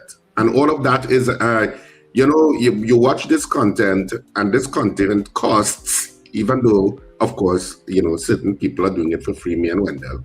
But we're doing it purely for love, and getting, some insight in some of the matters that is happening in Trinidad and Tobago today. But but it's the entire infrastructure of the site depends on not only advertising but support from listeners because we are totally online. And this is an excellent opportunity for you to support, even if you don't want to go on the cruise and whine to the music. You could stay home, but buy a ticket. Yeah, whine home. Buy a ticket. Go down to K Squared Fashions, any of the K Squared Fashions, and ask them, I want to go on that big cruise, the cooler cruise on the 15th of August. And get some tickets. It's going to be a fun line, though. So you should really try and come. It's going to be, epic. I'm sure it will be. That's happening. It's a Saturday, right? Yes, it is. A Saturday. Saturday, 15th of August. So they get to meet all manner of people on that cruise.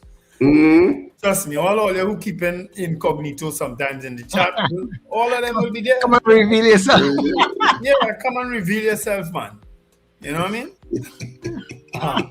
Magic is telling me it's a female. Who, Hillary? Is it? My apologies. Did I say male? So support the cruise people. Right. Go out and get your tickets. K Squared Fashions, Eastgate, West Mall, C3 Center. You can get your tickets there at Brentwood Mall too, Sir Charles? No, those three.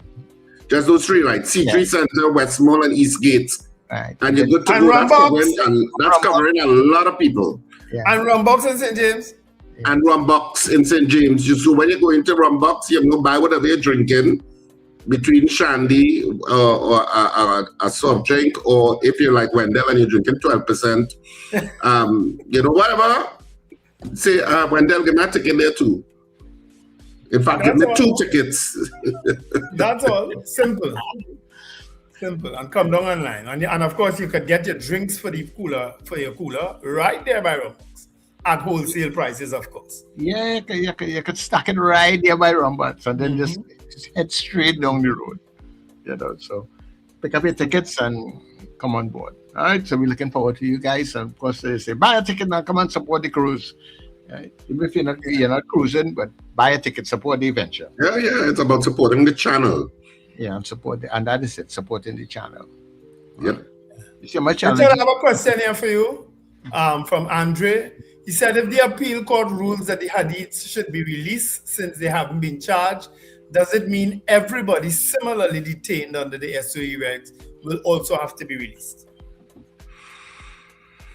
Not automatically. I guess they will also have to make an application. Yeah, because they may confine it to the circumstances of that particular case. Right. Yeah. All right. That may be some of the arguments, of that particular case, but it could open up a window. But more importantly, the Privy Council decision is the one that would, because it goes to some of the same issues and detention orders and being arrested. And some of those people who argued that case before the Privy Council were held or were detained for issues of threats against government officials. Yes. So it's the same thing. Basically, it's in the same kind of playbook, if you want to call it that. And that decision, how the Privy Council looks at the entire issue and where the lines and what the state can and cannot do under a state of emergency.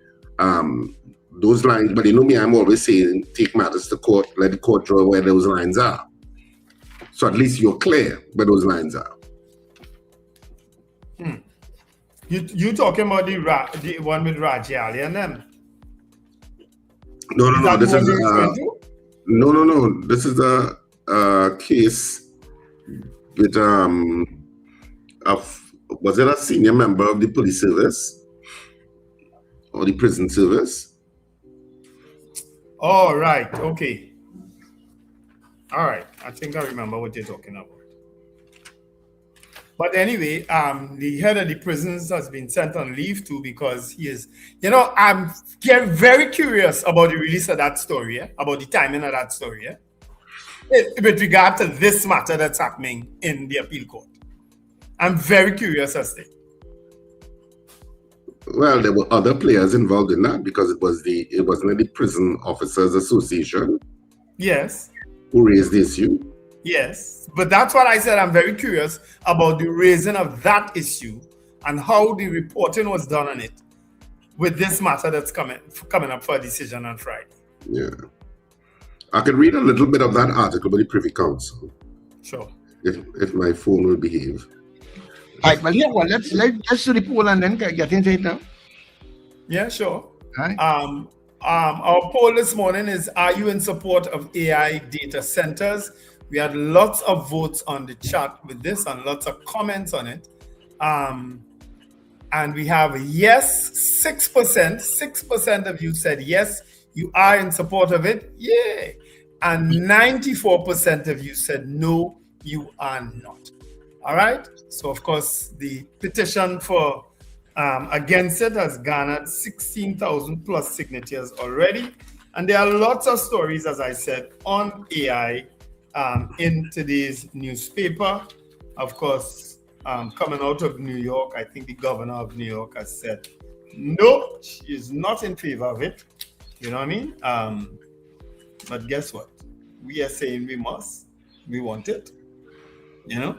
But remember when we were talking about it yesterday, part of it is the amount of energy and water it uses. And, you know, and we already live in a country where, I don't know what the percentile is, but let's say 70% of the country has water tanks. I don't know if it's 100%. I think there's some areas that have 24-hour water and they may never have invested in water tanks. And you know, interestingly, sometimes foreigners, when they see water tanks, I kind of think it's a good idea. Sometimes when I've had visitors come, you know, from whatever reason, they came to me and they were like, "What's that?" And I say, "Water tanks."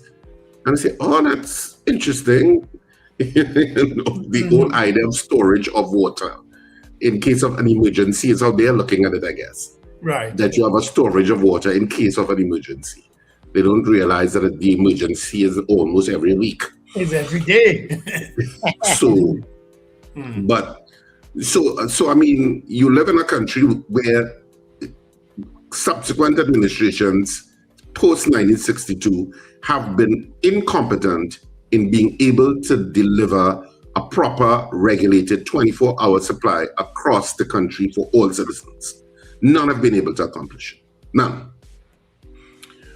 They're fared better at electricity, even though you will still get surges and dips in dramatic fashion. But that's the reality. So for you to justify that an AI center is going to use the kind of volume of water that it's going to use and how that is going to affect the already inefficient grid is going to take some really great PR or justification in how you're going to accomplish that. And I suspect they're probably going to have plans to roll out maybe a couple of desalination plants, because I think there's smaller desalination plants now that you could roll out, which will have an expense cost to it. You know, long I hear that word, Richard. Yeah. Are we still paying for that, for the last one? We still tied up to some contract where we won't use it? A volume of that water is utilized in the grid. But I'm talking specifically for these data centers, because you have to get the additional water from somewhere. Or if you're already in a country where there is a difficult in terms of the resource. Now, many countries are going through issue of water resource now, simply because of the climate change issues. So you have a climate change that is already affecting water accessibility in certain parts of the planet. And you're bringing very intensive water users in terms of data centers because it's needed to cool the data centers. You really have to have a robust plan to justify, one, how you're going to do that without affecting the grid that is already compromised. And two, what is the cost-benefit analysis in terms of, if you have to do that, what are going to be the economic benefits of those plants? No, that's just looking at water. You still have to look at energy, electricity, which could be wind farms in Galiota and Orange Valley, I think, maybe. or solar energy. Maybe you would want renewable energy to be a big part of the equation if you're being sensible and coherent about any energy policy with regard to the draw that those kind of plants are going to put on the grid. Because as I said yesterday, remember, it's equivalent to nearly 200,000 households in Trinidad and Tobago. And we have about 500,000 households, if so much. I'm talking about, it's a dramatic, that just giving you a sense of how much energy that is being required. So you could, print your image on ChatGPT. So, so it's a lot of cost, and which is why some people, are questioning how much AI is costing the planet. There are other environmental concerns, with cancer and stuff like that, which is being analyzed still in developed countries, where that data is being collected. Hence, I suppose, why that governor of New York would have said what he said. So it's something that deserves complete transparency and complete discussion on various levels. But I think also, Richard, I see this is going to be one very, very contentious issue going forward, because the government is going to put forward, all the reasons why we need this, and they're going to put forward their arguments. Most likely the opposition is going to go against all of that. But the thing about it is that if they were able, who do the citizens really look to, actually? Because not everybody is going to go in and try and get that information on their own. They're going to rely on certain people with expertise. So if government is saying one thing, opposition is on the other side, who do the citizens of Trinidad and Tobago really look to? Us. The knowledge that's out there. I mean, the breakfast show. What kind of silly question is that? It looks at us, Mandel. Yes. It's credible voices we're talking about. Of course, So we're not credible. voices. and what we're going to have to do probably is see if we can get some of those environmental experts, or well, not even environmental, some of those experts in that field, and in the US or Europe, to come in on the program and discuss it. Mm-hmm. Because so you could get a view of it. Well, I mean, the UNC can't be upset if there's opposition. They have opposed many things and scuttled many things when they were in opposition.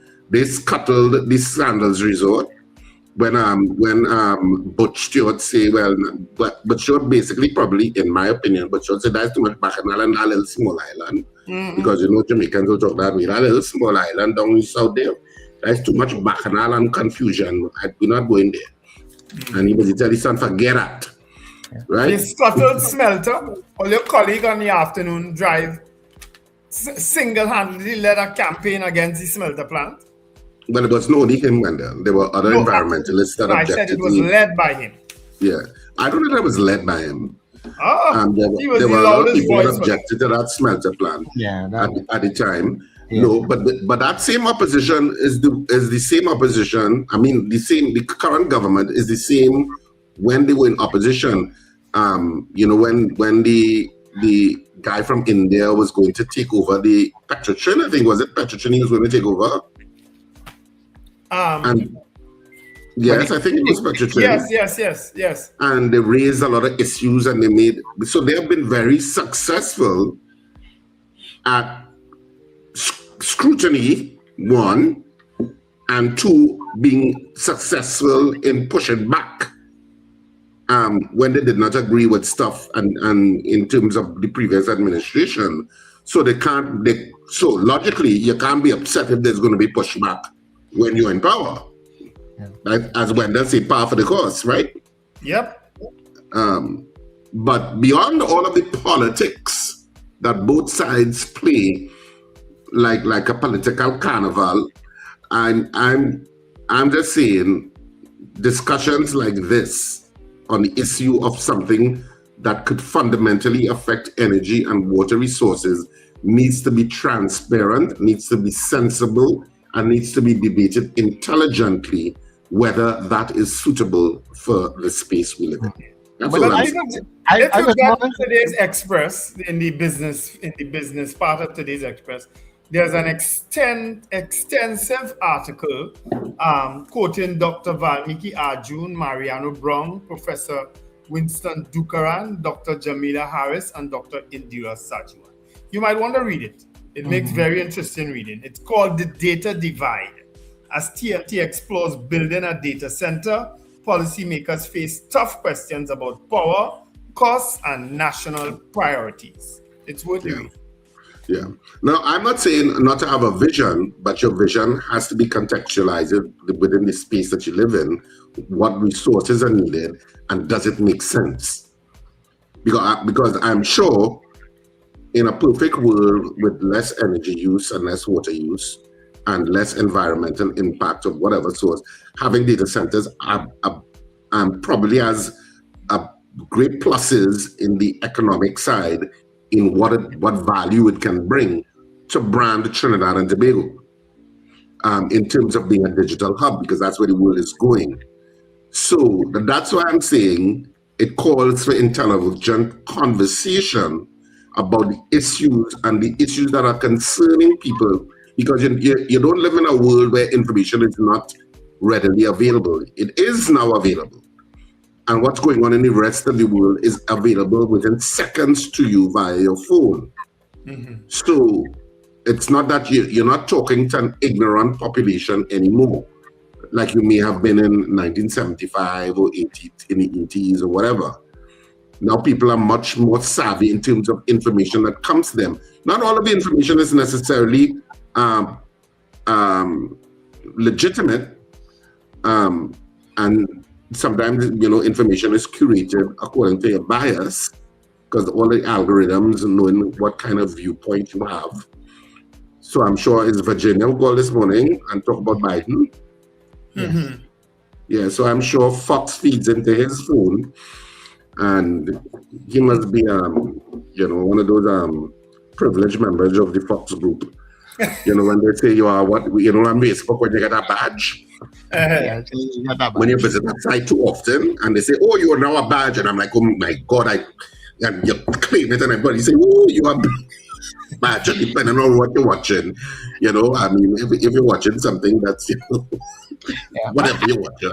I was more or less thinking in the lines of, do we still have the Transparency Institute and like, well, now that we have the procurement regulators and things, I was thinking about watchdog bodies that the average individual who may miss some of what we are speaking about on platforms like these, could rely on to get honest, information concerning issues. Well, you see, the problem is, Sir Charles, that when you live in a small island state, how independent is independent?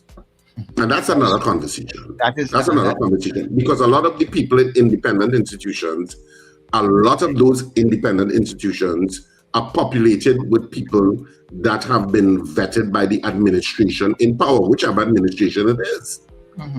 And you are on good terms with them. There are very few independent bodies with positions that do not require some vetting process that involves input from cabinet or input from the prime minister in consultation with the president, those words, or the president in consultation with the prime minister and the leader of the opposition. But when you're in a small space, it becomes a little bit more difficult. And not impossible. So I don't want to say that institutions can't be independent, but it really depends on the leadership of the institutions. And so a lot of the times, maybe you have to, for an issue like this, you really have to go out because they have more experience with it. Because they already have the infrastructure that is dealing with it. So it's better to get that information, in my opinion, from spaces where the level of discussion on the issue has already matured or more advanced than us now trying to, make our way through it. Yeah. Just to read a couple paragraphs, Charles. Sorry. The issue in New York. It says New York became the first U.S. state to enact a moratorium on new data centers on Tuesday. Governor Kathy Hochul issued an executive order mandating a 1-year statewide pause on the large facilities used to power artificial intelligence products, which she signed at a mid-morning press conference. As data center development threatens to hike up utility bills, deplete our natural resources, and create uncertainty for New Yorkers, it is my responsibility to take action and lead, Hochul, a Democratic, said in a statement. The order will pause the state permitting process for proposed hyperscale data centers, defining as having electrical capacity for more than 50 megawatts and direct state regulators to create standards focused on environmental impacts. So New York has led the way with putting a halt on it. We'll see where it goes first. Yeah, while they look and put different legislations and things in place to see if it makes sense. But people, we are taking a couple of your calls at 281-1315 and 299-5156. We have a caller there and they've been holding. So caller, good morning to you. Good morning, gentlemen. Good morning, Charles. Good morning, Richard. Good morning, Wendell. Morning. Richard said it clearly there. Vision. And not only vision, long-term vision, and where we want the country to go and where we are. Right now, our problem is we as a nation don't produce nothing. Productivity and things low. We have to do things to generate, to earn income, produce, as I say, diversify. Right? One word is missing from the Prime Minister's statement on this issue. And she talking about the 5,000 jobs. We will come to that now. But they know she missed all the time she was saying she closed down CPEP and all these kind of things to get more sustainable jobs. Where's the sustainable jobs in our data center? Our data center is just a library, Instead of books and things, you have the information stored on a computer. Right? So, what is the sustainable job in a data center? Well, they need technicians to see about the computer, security guards to secure the facility, right? Where's the local input? There's no local input, right? Trinidad, we only have 1.5 million people. How much data we can input into that? And then we don't own the data. All the running of our data center is automated and can be done from a remote location, right? So where's the sustainable job there? And it's easy, you just Google how many people does a large data center employed, and it's the largest data center only hire about 100 to 400 permanent people in. And would those people be local people? Because if I had that kind of infrastructure and that kind of information, I want it to be secure as possible. I want to come in Trinidad industrial climate where every Monday morning they're saying, take a data center and go, pack up your thing and go, right? So where's the sustainable thing? And I'm watching the vision as you're saying. Let me look back at the last administration within the last 10 years and see what they do. So in the previous UNC, the 5,000 jobs that come to is the amount of people that could be employed in the construction process, which might take between 2 to 3 years. The building might take about 2.5 years, and outfitting the building and setting up everything, electrical and all these kind of things, that might take about the next year. So like I said, the whole thing might come on stream maybe in 3-4 years, right? By that time is the election, they're out of office. And I say what's going on in this administration is like a short-term hustle, right? You can envision any project out there that is at 5,000 people on a construction site. That happening in Trinidad. Everything automated, they bring it back one thing, most maybe putting up the blocks or whatever. You can envision 5,000 people on a construction site. Nothing happening. But you're watching the long-term vision, So in the last 10 years, because the last administration say they created 50,000 jobs, And as they come out of office, where's the 50,000 jobs? Because what they're doing, build box drain, build the Cuba hospital, build the highway. Which one of these things is income producing or income generating sustainable jobs? right? And factoring all the what we're going to sell electricity and water at a reduced rate because that's the only local input we get in there, right? It's not the local farmers like say like Nestle, where the farmers when Nestle taking the farmers' milk, right? We are packaging materials, we are thing distribution, all kind of thing, right? What the data center is that is the thinking. Come on, man. Right? So that's just my contribution. I don't have to listen to you guys. Thanks, Kola. A comment on the chat here said from Colted Finch said while construction generates temporary work, operating a data center requires relatively few permanent staff, often just 20 to 50 local jobs per facility. So that's in alignment with what that caller was actually saying.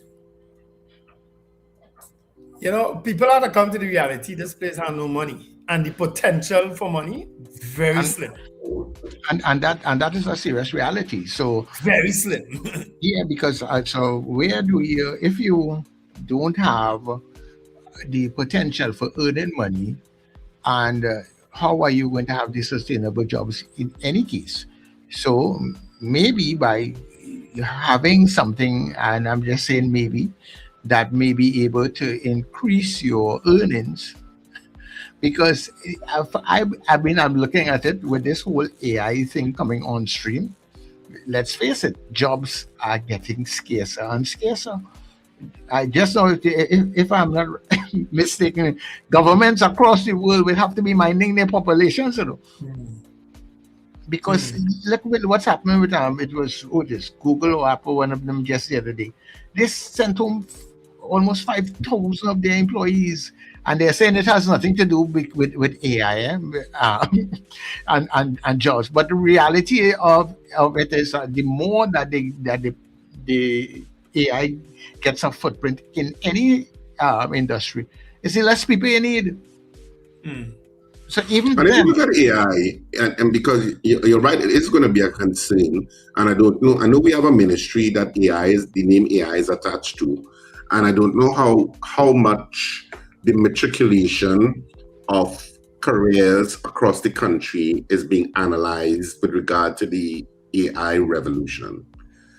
How is this going to affect? Is there any think tank in Trinidad and Tobago thinking about it? Probably not. What am I saying? But I'm hoping you're wrong. But that's what you have to do as a responsible governance.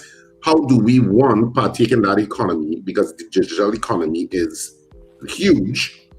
How do you partake in it? How do you invest in it? And how much fallout are there going to be in certain technical jobs? Because human service jobs will probably continue in the medium term, whether you be, the service industry where human interaction is necessary, until we become some sort of robot culture in the future, like you see on sci-fi movies. But for all intents and purposes, human interaction and human interfacing jobs are probably in the medium term fairly safe once you're in the service industry. Now, that is a caveat, because you have some customer service jobs that AI bots kind of taking over by providing you with the information through an interface. So how involved are we going to be in that economy? And is that what the government is thinking? I don't know, right? Because they're not having any conversations concerning it, and shutting down and saying and being arrogant and condescending about it in case they didn't know, it's not really an option. It really should be civilized conversation about the issue, the future of Trinidad and Tobago. What is Trinidad and Tobago going to look like in the future where certain jobs are no longer going to be required? And that's a conversation many countries are going to have, not just us. Yeah. I was listening to an AI expert, and of course he was also saying it is akin, because we don't know how long it's going to take to get that kind of I think they call it generative AI, where AI could be virtually sentient. And he was raising the issue: are we creating, in fact, a new species by by all of the investment we're doing. And if you look at it in that through that particular lens, does that species have any investment in us continuing to be in control?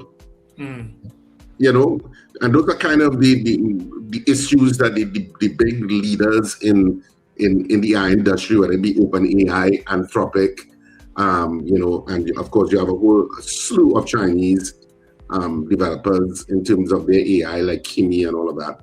But like Anthropic and Dario, who's the head of Anthropic, I mean, their thing is about, you know, almost akin to what Google used to say when Google was a little bit more human-centric, and they used to say, do no evil.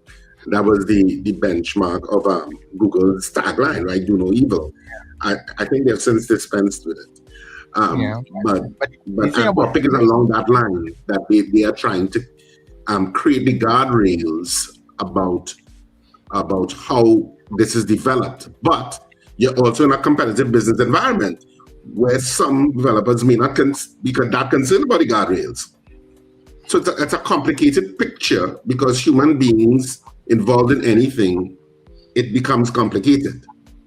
Because you have different motivations, countries have different motivations, because the AI race also involves military. And who wins the AI race becomes theoretically militarily superior, because you will now have a great assistant to assist you in whatever weapon development and all of that sort of thing. So it's a big, huge picture that's burgeoning. And where does Trinidad and Tobago, and by extension, and how do we position ourselves? I think that is a bigger question. How do we position ourselves? And to me, it is even more of a reason and more urgent that the Caribbean space become unified into virtually one country, and starting to marshal all of its various resources in different ways for the development of Caribbean citizens. But that's easier said than done. All right, put a pause 1 minute there, guys. Caller, good morning to you. Good morning, gentlemen. Miss Sampson. This government is all over the place. They should focus on employing people, doing something with the price of food has gone 1,000% since they got in office. When Dr. Rowley was there, they want to hang him about the food price. You don't hear nobody complaining.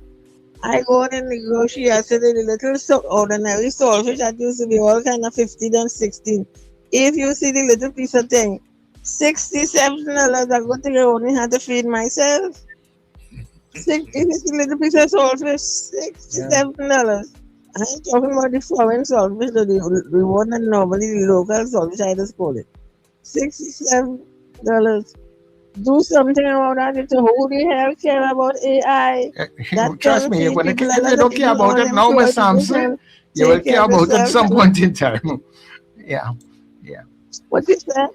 If you don't care about it now, trust me, at some point in time, very shortly, you will be caring about it.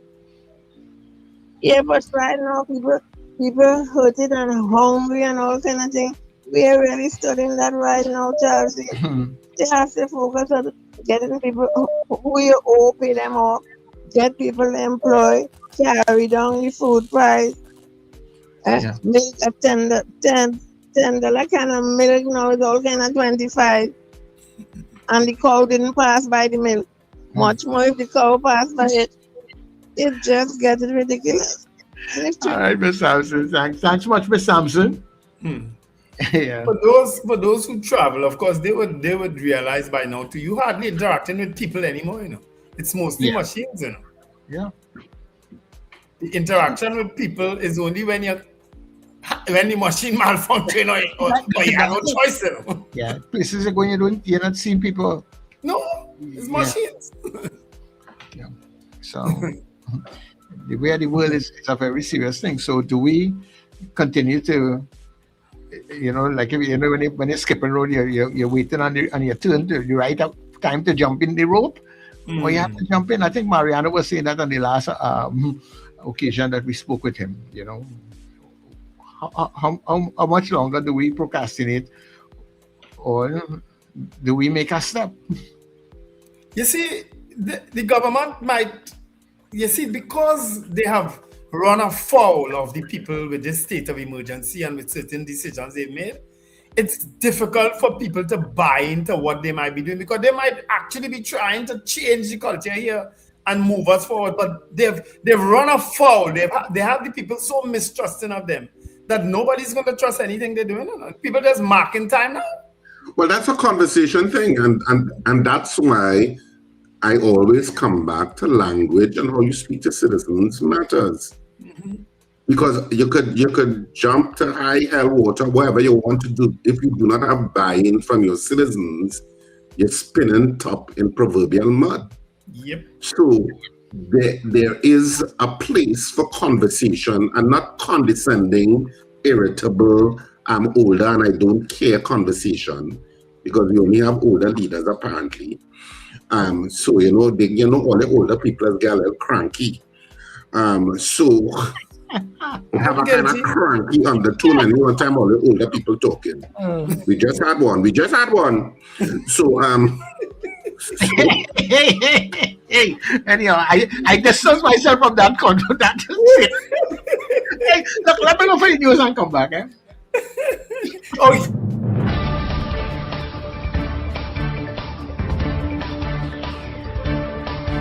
The news you need, the clarity you deserve. Local, regional, global. This is Net Radio News Now. This is News Now on Net Radio and Guile TV. I am Derek McMillan. Thank you for joining us. Prime Minister Kamla Prasad Bisesar has met with a senior United States delegation to discuss strengthening ties between Trinidad and Tobago and the U.S. According to the Office of the Prime Minister, the talks focused on investment, economic development, and regional cooperation. Prasad Bisesar said her government remains committed to building international partnerships that promote economic growth and improve the quality of life for citizens. The U.S. delegation included senior officials from the State Department, the U.S. Embassy in Port of Spain, and the U.S. International Development Finance Corporation. Prime Minister Kamla Prasad Bisesar says the government's proposed AI data centers will not place additional pressure on Trinidad and Tobago's water or electricity supply. She says the projects will use recycled, non-potable water in closed-loop systems, and that electricity and natural gas supplied to the facilities will not be subsidized by the government. The Prime Minister also defended the developments, saying the privately funded investments could create more than 5,000 jobs and help diversify the economy. Her comments come amid concerns from some groups about the environmental impact of the proposed AI and data center projects. Opposition leader Penelope Beckles says the PNM has nothing to hide as the party prepares to challenge the police investigation into the funding of Balasir House. Beckles says the PNM will defend its legacy and reject what she describes as attempts by the government to vilify the party. Her comments follow a high court order requiring the PNM to explain the funding behind the construction of its headquarters under the Unexplained Wealth Act. Beckles also accused the government of focusing on political attacks instead of addressing crime, the economy, and the rising cost of living. Businessman Dominic Hadid and his wife Genevieve will remain in custody until at least Friday after the Court of Appeal reserved judgment on their bid for release. The couple is being held under preventive detention orders over an alleged plot to assassinate government officials. Their attorneys argued there was insufficient evidence to justify their continued detention and claimed they were being politically and ethnically targeted. However, attorneys for the state maintained the detentions were necessary for national security. The Court of Appeal says it will deliver its ruling by 8 a.m. on Friday. 3 police officers are under investigation after $250,000 allegedly disappeared during a search of a Claxton Bay scrap iron dealer's home in June.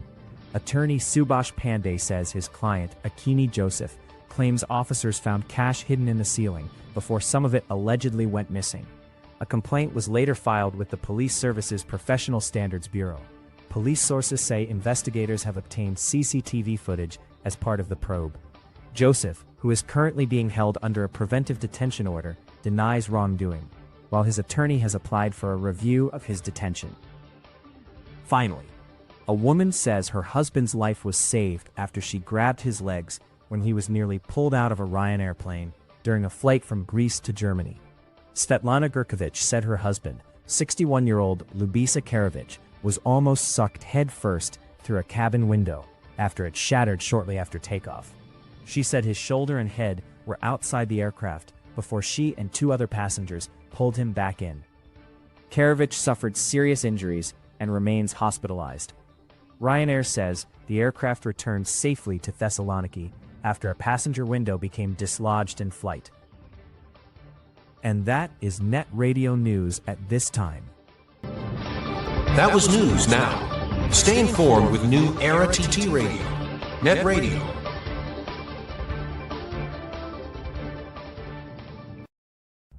Welcome to Inside the Net on New Era TT Radio, NETT Radio.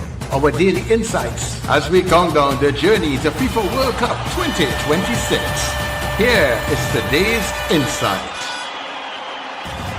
Every FIFA World Cup begins the same way, with hope. Before a single ball is kicked, before the first goal is scored, every nation believes. Some arrive as former champions. Others are making history simply by qualifying. But once the referee blows the opening whistle, every team starts with the same objective: to survive, to progress, and ultimately to lift football's most coveted prize. For the players, reaching the FIFA World Cup is the reward for years of sacrifice. Countless training sessions, long journeys away from family, pain, disappointment, and the determination to never give up on a dream.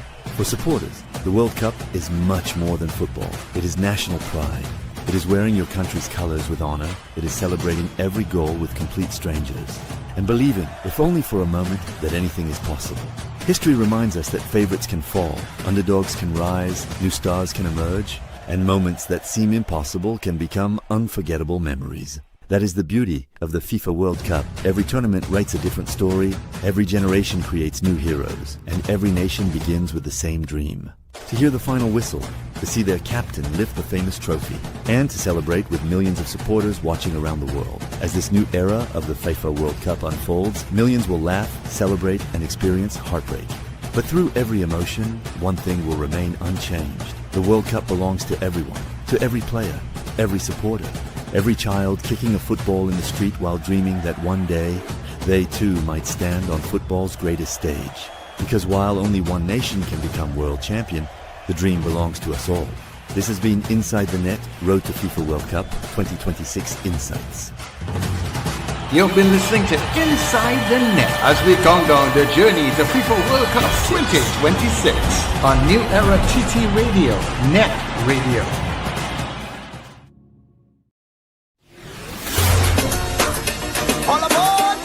Calling all you NETT Radio listeners and fans.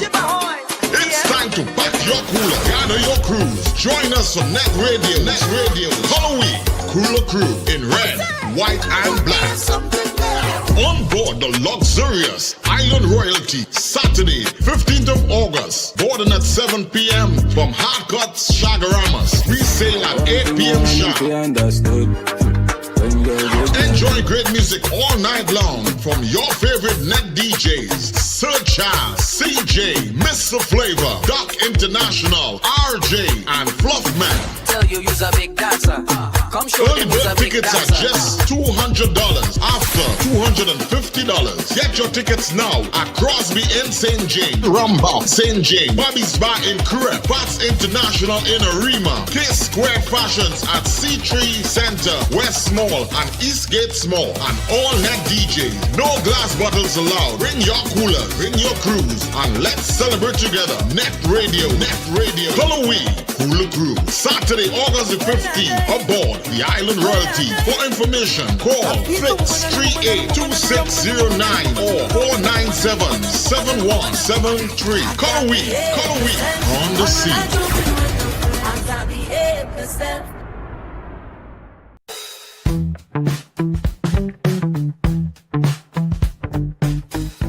S&H Rumbox, 137 Western Main Road, St. James, for all your retail and wholesale needs for alcohol and non-alcoholic beverages. Call us at 686-0599 or visit us at 137 Western Main Road, St. James. S&H Rum Box. Drinking out of the box. Are you a business owner? Well, take advantage of NETT Radio and Kyle Caribbean TV Christmas in July advertising special. Throughout the month of July, enjoy 33% off all advertising packages. Whether you are micro, small, medium, or large business, now is the perfect time to put your product and service in front of the people who matter. Reach your audience through radio, television, and social media, all at 33% off. Don't miss this limited Christmas in July offer. Call us today at 281-1315 or 299-5156 and let NETT Radio and Kyle Caribbean TV help you grow your business. But hurry, this special offer ends July 31st. It's Christmas in July on NETT Radio and Kyle Caribbean TV. Flavor Entertainment Services, your one-stop premium entertainment service provider. We offer top-tier, best-in-class karaoke and DJ services for your private events, sports bars and lounge. Let us help make your birthday parties, weddings, anniversaries, and corporate special events memorable and special. Call us now at 462-2029. We provide more than just music. We create memories that last. Get ready. The road to football's biggest stage starts right here on NETT Radio and Kyle TV. Join us for Inside the Net, the road to FIFA World Cup 2026 Insights. Every weekday, take a journey through World Cup history, legendary players, unforgettable goals, football's greatest nations, rising stars, iconic stadiums, and the stories behind the beautiful game. From Brazil to Argentina, Germany to France, and every nation chasing football glory. Join us daily at 7:55 a.m. and 11:55 a.m. Don't just watch the World Cup, live the passion. Inside the Net, road to FIFA World Cup 2026 Insights.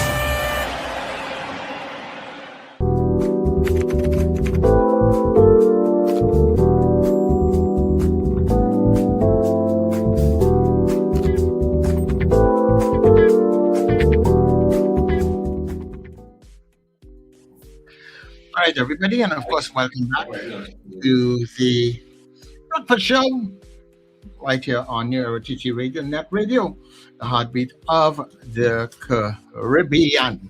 All right, Wendell, you back there with me? Sorry, yes, I'm here. Okay, right. I wanted to tell people about the fundraiser, please. For that's coming up on the 2nd of August, before we get into anything else. Yeah, these things are very close and dear to my heart, you know what I mean? Because I know how it can be, you know, when you're going through certain situations and you're fighting to make it through on a shoestring budget. You know, so we really need to support things like that. So before I tell them about the cruise, I want to deal with that. Yeah, so it's Friends Foundation as they present a brunch extravaganza. It's comedy for a cause. It's Hillary's Journey, and it's happening on Sunday, 2nd August. Larry Joseph will be there, Alan the Entertainer, Handsome Son, and the Million Laughs team. It's also Black Sage will also be there, Joey Rivers and his band of minstrels, and lively performances. It's coming up on, as I said, on Sunday, August 2nd from 1 p.m. to 5 p.m. It's at St. Francois Girls College in Belmont, and the contribution is just $175.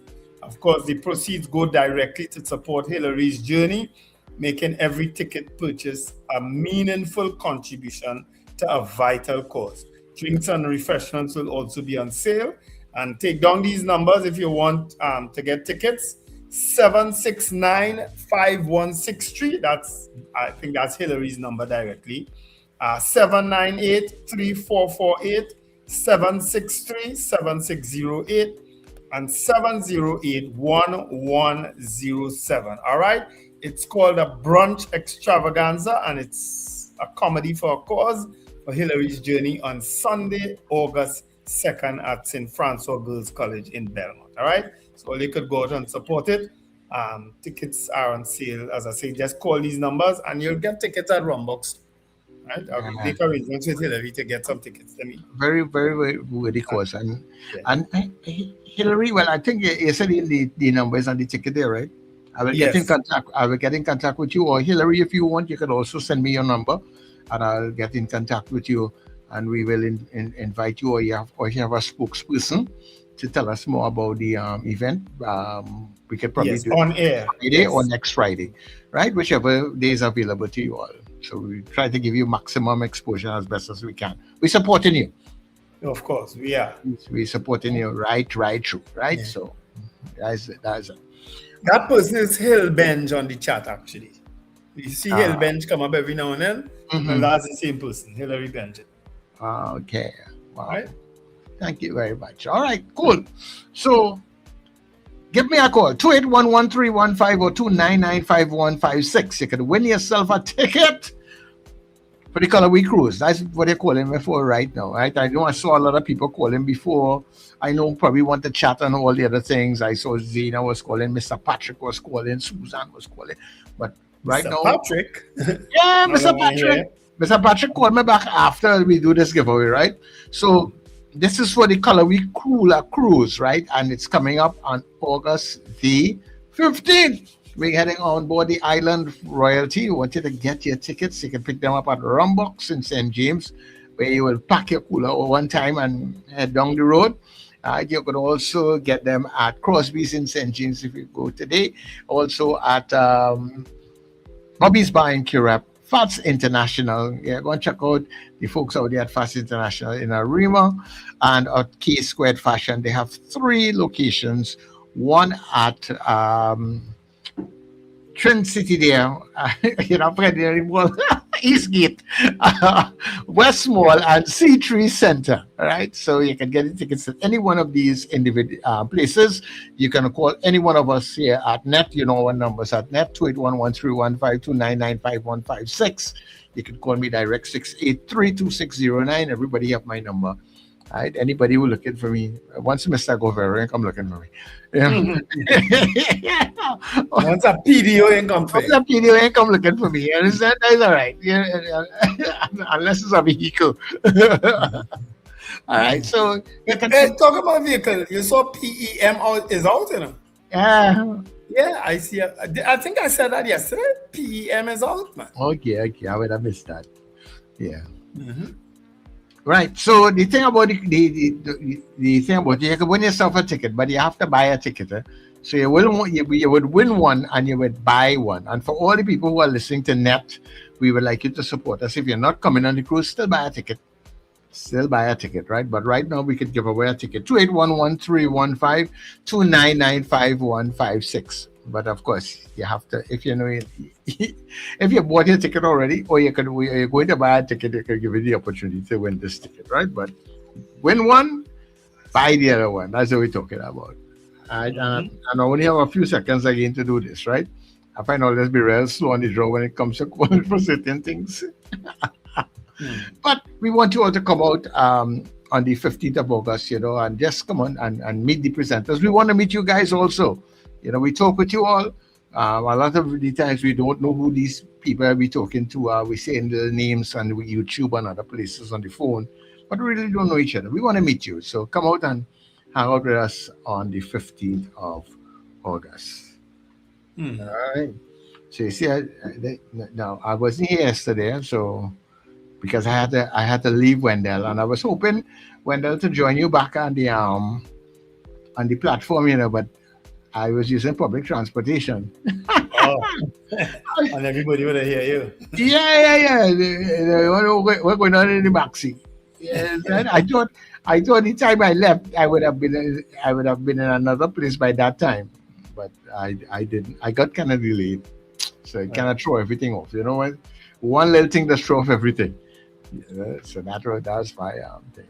So I noticed somebody who didn't tell us hello this morning, and now see why he didn't, because he couldn't get up. He hung up late this morning. Sherwin and Juliet Kerr celebrating the anniversary today. So happy anniversary, Sherwin and Juliet. No wonder why you're in chat. You're in St. Yeah, Peter's. that's why we couldn't hear you all morning. Yeah, he hung up late. Either he hung up or he get hung up. Something went on, some kind of argument going on somewhere. But it's your anniversary, so you're right. You know what I mean? How much years are celebrating? They didn't say. No, he didn't say. No, he didn't say. I saw him post it on Facebook, but he didn't say how many anniversaries. But you look happy, boy. Oh, how long I see a married man look happy, so? Yeah, but the process up there. Right now, everybody home. It's on the holidays. I don't be careful what I said. Oh, yeah, school closed. Oh, God, so I don't be careful what I said. Yes, so. Next thing when you back up. When they're born Charles going to the bathroom. You realize I got my situation fixed so that I have a picture now up in my space, right? You realize that, right? Once I do have up my camera, you realize I have a picture now, right? Yeah. I fixed it this morning, by accident. I said, the one that with the arm and the wheel? Yeah. The one live live it. One live live it. By accident, I fixed that this morning. All right, okay, cool. So why didn't Papa tear your face? Nah, I like that. That is my mantra. The one life, live it. Yeah. I've changed everything to that now. My Facebook profile, my WhatsApp profile, everything says the same thing now. An alignment now. Okay, but you see, you are all Brandon. Yeah. That is your Brandon. And I didn't need AI to do that. Yes, one life, live it. Yeah. Mm-hmm. All right, people. I guess we can move. We can move on to taking your calls. Right. Yeah, we could. All right, 281-1315, 299-5156.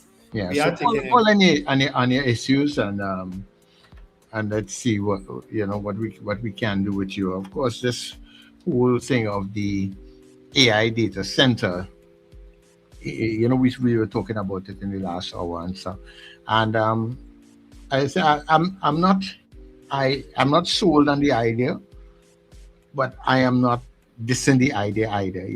If there are some, just as with my situation with you, when I think back to the smelter arguments and stuff, if information is coming forward that convinces me that environmental assessments have been done, and besides just the talk, and that's what I was asking, if we have credible institutions that could really look after some of those things, I would probably think differently. If those environmental impacts, the situation that we're talking about, the electricity and water, if those things can be satisfied in my mind, I would probably look at it. But I say I'm kind of middle of the road right now.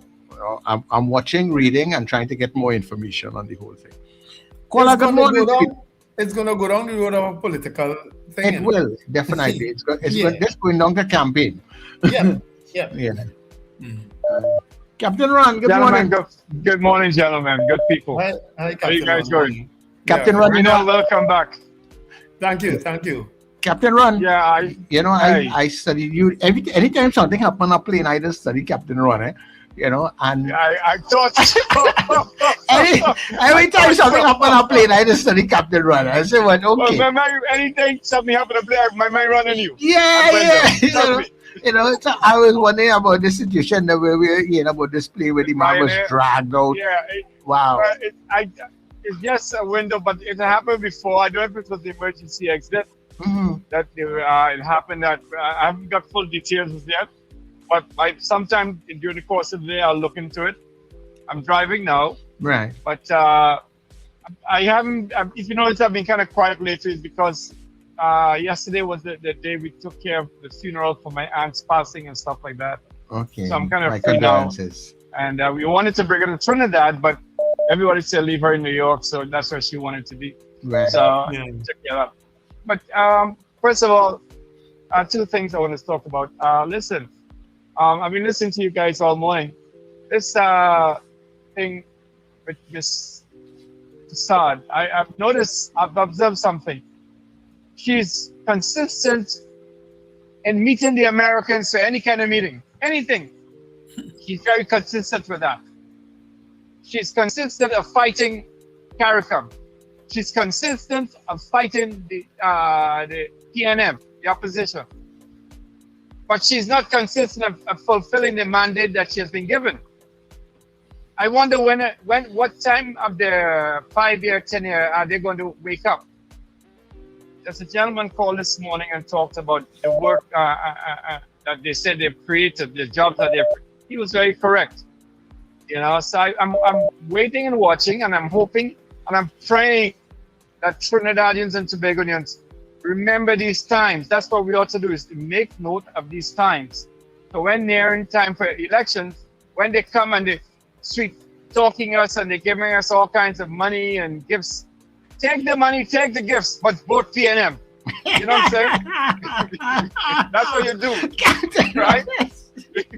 Captain, what do you remind me of our old slogan there? I'll tell Wendell about it after we go. He might know what to talk about. All right. The second one, Wendell, I sent it to you last night. They passed the daylight saving times bill in America, so no more changing times. Is that so? Yeah, I sent it to you. You look into your phone. I know you're busy in the radio right now, but it was passed last night. Yeah, So I'm now seeing it. I'm happy about that. Yeah, I'm now seeing it. You sent it this morning. Yeah. Yes, I did. All right. Yes. You guys have a great day. It's good to be back with you all, you know, and thank you all for whether you all want to wear it, but, you know, I'm kind of sad still because my aunt is very close that to is me, understandable. So, too. our condolences to you. All, yeah, man. All the best to you guys. Okay. So let me read quickly what Captain Ron just said. I didn't even see this. Well, he sent it this morning, so I didn't open much of my stuff this morning. It says the House has passed legislation to make daylight saving time permanent nationwide, ending the twice-a-year clock changes by a 308 to 117 vote. Backed by President Trump, the bill now heads to the Senate. If approved and signed into law, Americans will no longer have to change their clocks. Isn't that something? That's a huge thing, I guess. I guess for Americans and for us who always have to be keeping up with it and changing the clock to suit America. So they'll be on the same time with us right through now. I wonder how Americans feel about it, though. I didn't see any debate on it. Yeah. You know? All right. Caller, good morning. Morning, Sir Charles. Morning, Zena. Good morning, Wendell. Good morning, Zena. Captain Ron, you are a man after my own heart. Indeed you are. What I want to tell Sir Charles, I want you all to bring somebody. I voted no to that question this morning. I want only to bring somebody to tell us what are the pros and cons of AI. Because to me, I watching AI as a very damn dangerous thing. For the things I see going on YouTube and all about now, I don't even know what to believe. So I feel AI could be very dangerous. It might have its good. Tell me, I want to hear what are the pros and cons, and if the pros outweigh the cons. That's what I want to know. If you all can get somebody to come and tell us about that. And you see that set of jobs this Prime Minister talking about, that song like a pie in the sky to me, as the man said this morning, a pack of nonsense. Right now, this country is very nasty. I want them to tell us how they clean in this country. It stinks. All the roadsides nasty, the drains. Well, I came to Tobago the last time, and the amount of snails I see about, and I don't know if Trinidad is as pested as Tobago, but there are snails, these snails all over the place to eat down the food crops. What is the Ministry of Agriculture and whoever, are they going to having an all-out campaign to see about this. It's place we never see snails so before when we had European CPAP cleaning. The place is nasty and stink. We need to get jobs, give back people their jobs to clean this country. That is what I want to see. A nice, clean country, and that we could live here in peace. You understand? And stop spending money on nonsense and spending away the country money on things that ain't needed. Right? That's what I want to see happening here. And I want to hear more about AI before I could agree about AI. Because what I'm seeing, as I said, does not show me anything good. So you all have a good day. Yeah, Okay, no problem. Yeah. The amount of AI memes you see now on all manner of things, my God. Yeah. And there are lots of good things, that is happening with it, The mere idea that you're talking on your phone wherever you are, and we are working in our space, that is a very good positive, and lots of other positives that it have. But like everything else, mankind will use it for bad, So it all depends on a lot of you and what you utilize it for, So, yeah. Kola, good morning.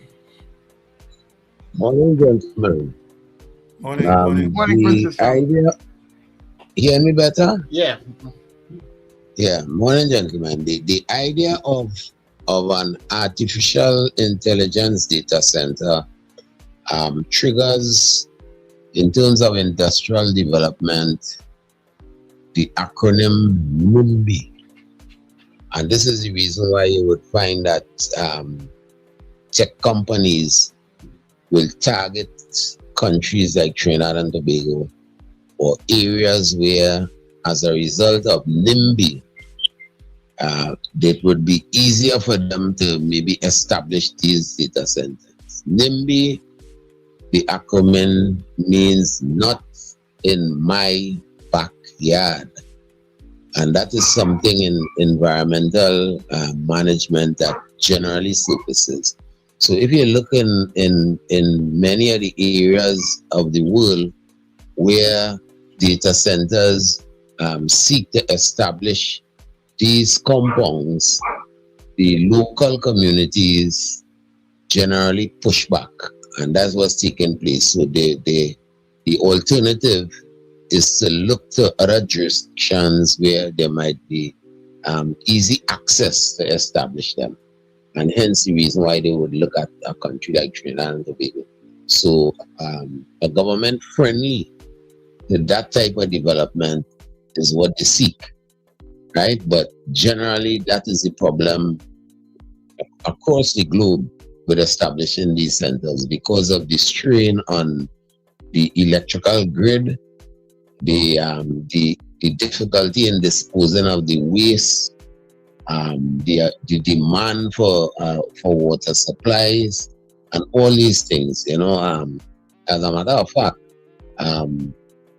nuclear energy is a consideration now for powering these data centers, because a data center is in effect requiring water and electric power similar to a city. So in effect, we will be now, our country itself wouldn't even generate or require the amount of energy and water like major cities. So in a sense, we will be competing as a country with a data center for that type of power. So whether we have that capacity in Labre, because remember, a smelter makes a high demand for electricity also, and the fact that the smelter wasn't developed, maybe we have some excess capacity, but we have to be careful into jumping into these things, because as another caller indicated, the manpower for operating a data center is very limited. There might be a surge in terms of construction, but once that is completed, It's not as though it's going to require thousands of people. It's more in the range of hundreds and not the big hundreds, so that we need to be careful.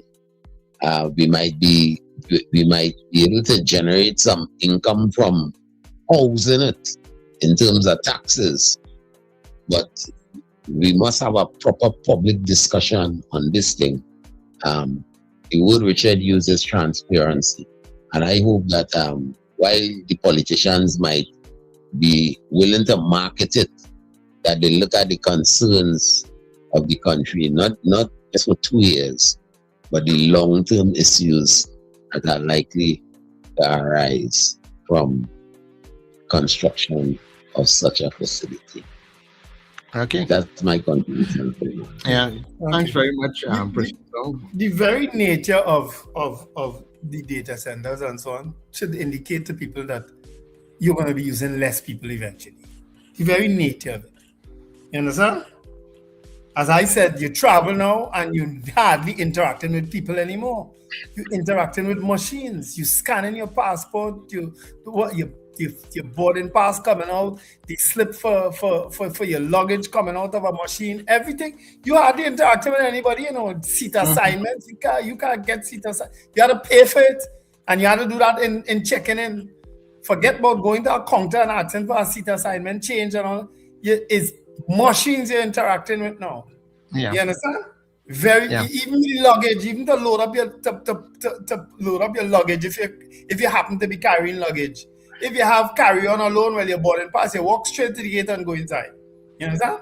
Right, and some people are doing that with a lot more efficiency also, right? Mm-hmm. Yeah, man. The last airport I was in, the people, you ain't even had to pick up the luggage. A machine, a conveyor belt taking it, sliding on it, turning it over and sending it straight onto somewhere in some hole for you. Right. So the only interaction you may have is if someone of those scanners pick up something and decide, here, go and bring that man here. Well, it might, in some cases, going through the customs and immigration, there'll actually be somebody there, but most times people have their boarding pass on their phone now, or you have to scan your boarding pass yourself. Nobody not taking nothing from you again. People hardly interacting with you anymore.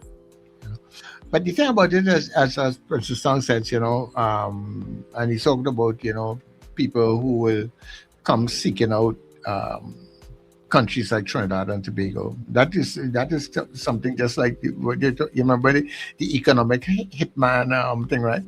But the thing about it also is that we don't know that is the actual way that I'm supposed Trinidad and Tobago on their diversification plan, if that is what they are intending to do, to try to diversify the economy and make money so the government can do its business. Seeing that there's an opportunity, may very well be going to somebody to ask them to put down something like that here in Trinidad and Tobago, if they feel that it will help them with their agendas. Caller, good morning. Good morning, gentlemen. Front and center. Front and center. Yeah, good morning to you. You know what? I know. Hold your seats, people. I know it will fall down when I have to say what I have to say here. Okay. But I support Hukel in what she initiated within the last 48 to 72 hours by putting a moratorium on data processing centers there in New York. When I worked upstate New York some time back, you see, a lot of residents who lived near data processing centers. Now, I know people saying that they will put it in areas that, not near residents and so on, but there's still environmental concerns as far as data processing centers are concerned. Now, just to give you, with some residents there, and specifically in the Niagara Falls area, with the data processing center and a new one too, you see, with the cooling systems and all of that, and the mechanism set up. I ain't no expert, so but basic common sense stuff. The low frequency to operate it, right? The low frequencies that it sends out. You have individuals that will get migraines, sleep disorders and stuff like that, and anxiety. I mean, I think that, look, Trinidad ain't really that big, So where would you put a data center? You know what I'm saying? A data processing center. I mean, Guyana has the landmass and the resources, maybe, to do it several times more than Trinidad. And I think you still have an EPA there, right? Environmental Protection Agency, right? And so on. I mean, was there any kind of consultation with that state agency not in relation to it? Yeah. Well, EMA, right? Thank you. Yeah. I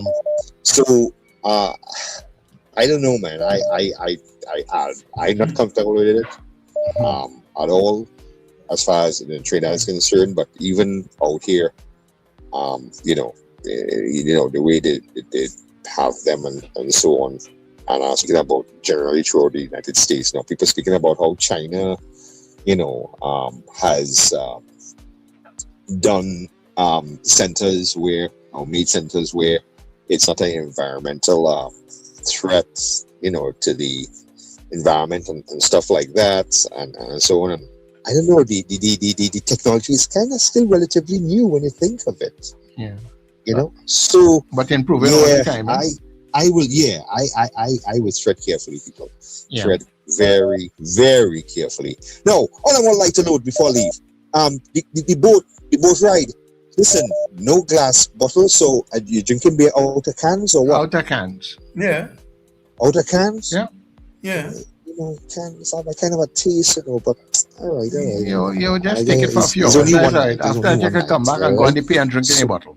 Go Europe, but you ain't have a choice. Yeah.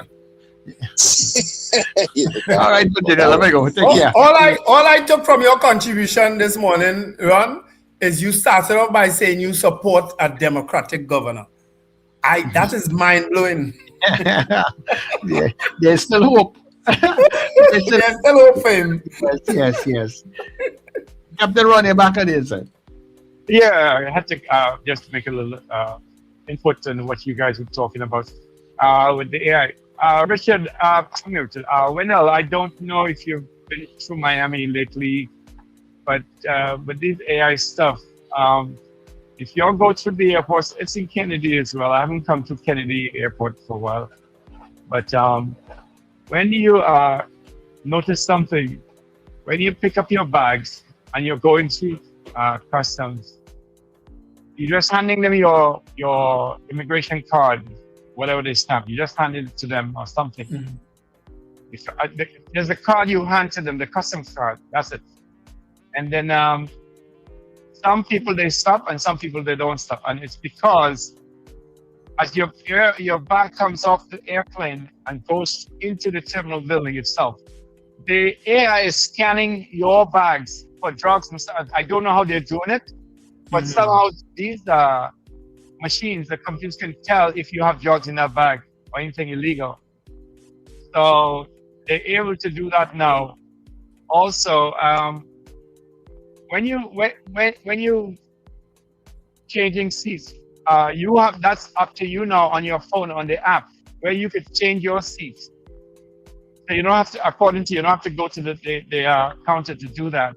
Yeah. Some people still go on the app, and if there's a seat available, you can still change it because somebody still has to be there at the counter to do the cleaning, not the cleaning, boarding the passengers. Yes. So somebody still has to be there, but everything is done pre-boarding time before even you go to the airport. The only time you'll have people there for to switch the seats is because somebody came from a flight or a flight was canceled and they have to give people seats or something like that. But most of the time it's because it's already done through the computer, but they're just doing a review of it.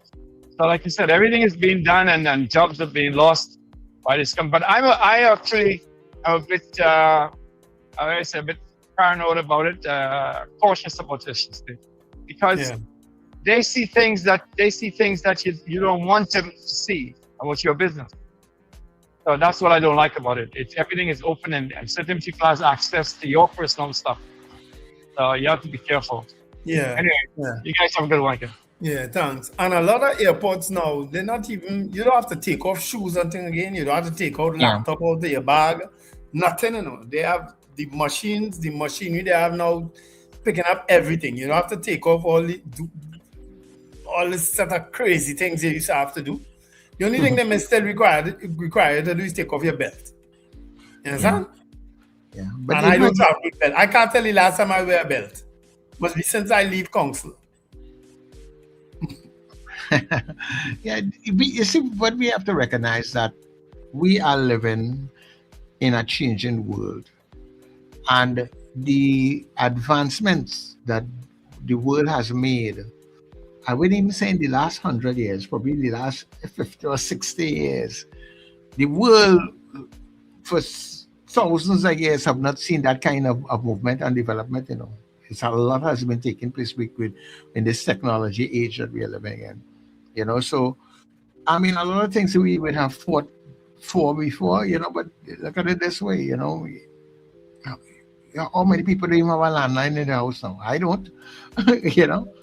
Nobody can get me to put back one. You understand? Yeah. All those kind of things. So come on, we have to recognize that the world is changing. And Trinidad and Tobago, we have to be futuristic in what we are doing. Now, when I'm not saying you have to be careless, right? You have to make sure all the things are in place. But if you are want to take your country into the future, we talk about, I am looking at something in Japan, Wendell, and they say that Japan is 50 years ahead of the world, you know, with certain things, you know. You know how far that leap is when you think about it. Some of the things that you see in those places, you wondering when that will reach here, boy. You know. So you know, we are cautious, and you have to be cautious. I remember there was a time right around the corner from by me here when Belgrose was opening that crematorium in Trinity here, and Richard, you know how much pushback they had from where that was concerned. People talk all different kinds of things. You will smell dead, and you will this and that, and you will pass people. I remember right on the other side is that was on a man asked him which one Belgrose is. I said, well, let's look across the road. You know, and it's there. So you know, people's expectations sometimes are not the reality of what things are could be. But I'm not saying go be reckless. You know, do all your assessments, make sure everything is in place, and you know, if you have to move forward, you have to move forward. Yeah. Nobody wants a funeral home by them. I don't know why. I don't know what they're afraid of the dead. The dead is the least of your worries. It's them people who live in and come in the funeral and thinking that is your problem right there. Not the dead. Yeah. And if you pass there, you will see it ain't look nothing like no funeral home. You don't see nothing. Nothing looking morbid about it. Nothing. Mm-hmm. You know. I just wanted to make an announcement to Wassa. Oh Lord, Arima. Beckles Lane in Arima, or they just fix a big leak, and of course, or they, you know, the kind of half shot kind of filling back, what all they do. All right, we had to live with it. It's better than a big gaping hole, and better than all the water that was leaking there. But there is another leak that is developed. If you turn off what becomes Arima Old Road into Beckles Lane, in that Lawrence Park area, where that same leak that only took a little while to fix, there's another leak that is developed that I passed there this morning. So I don't know if any WASA officials are listening, but Beckles Lane in Arima, there is another leak a little bit further up from the leak that you all just fixed. Thank you. Guys are by the incline there? Yes. Mm-hmm. Just as you come down the incline, there's a leak right there. Oh. A new one, because a little bit further down, there was a major leak. And I passed it and I said, you know what? I assume the people in this area have reported that leak. I cannot believe that all because it's a residential area, that all of these people living here have not reported that leak. I am not doing anything. So apparently, obviously, people did report it because they fixed it. But as I pass that other one, I said, let me just mention it to them. And Beckles Lane is a heavily traffic road. People use that to get from the back road to the Eastern Main Road. To the Eastern Main Road, Yeah. I have a partner, I think they still have a property there. I used to be up there regular, you know. The Hamiltons and them, they lived right on that road. Yeah. Guys, I have someone. Which Hamilton you talking about there? Which one? Which Hamilton you talking about? Derek Hamilton. Yeah, I know Derek. Yeah, the Hamiltons lived right there on Beckles Lane. I know Derek. Yeah, Derek was in school with me. Yeah, they live there. I don't know who on the property now. If the sister might be there actually. Liz is a wife. Liz is a brother wife. Let me interrupt you, both of you all and all there. We are having a conversation, Sir Charles. Yes. And you know what? And it's just the both of you and Wendell on Beckles Lane. No, real people know who we talking about, you know. Oh, he having a conversation with you. Understand? Anyhow, I have one of our callers here who have had some experience on one of those data centers that, so he's willing to share his thoughts with us. So, caller, good morning to you. Good morning, everyone. So from Nashville. This is Kurt Hope. Yes, this is Kurt Hope. Nice. Put a voice to the name. Okay, so about a month ago, I had the pleasure of touring both facilities in Alabama and in Nashville. And I had the opportunity to speak to some of the workers there. And basically, the whole thing with the environmental impact that these data centers affect, it is true. And also the situation with the jobs, these data centers actually run themselves. There's less than 100 people working there. Most of the cubicles are empty. They do provide lunch and dinner 24/7. The data center actually does its own security there. There's 5 people there that monitors a screen, but the actual AI tells them when something is wrong there. There's a lot of robots moving around the facility. Also, they usually hire a lot of outside contractors there. So there's not much room for permanent jobs there. Even people that does software engineering, electrical, plumbing, stuff like that, they outsource everything there. There's about 2 football fields of computers running there. So the whole thing with the cooling and stuff like that, that is actually a fact. That is a fact. But it's an unreal experience when you go into that facility and you tour around. Like, it just feels like something from a movie. It just runs itself. So there's barely any human interaction that goes on inside of that building.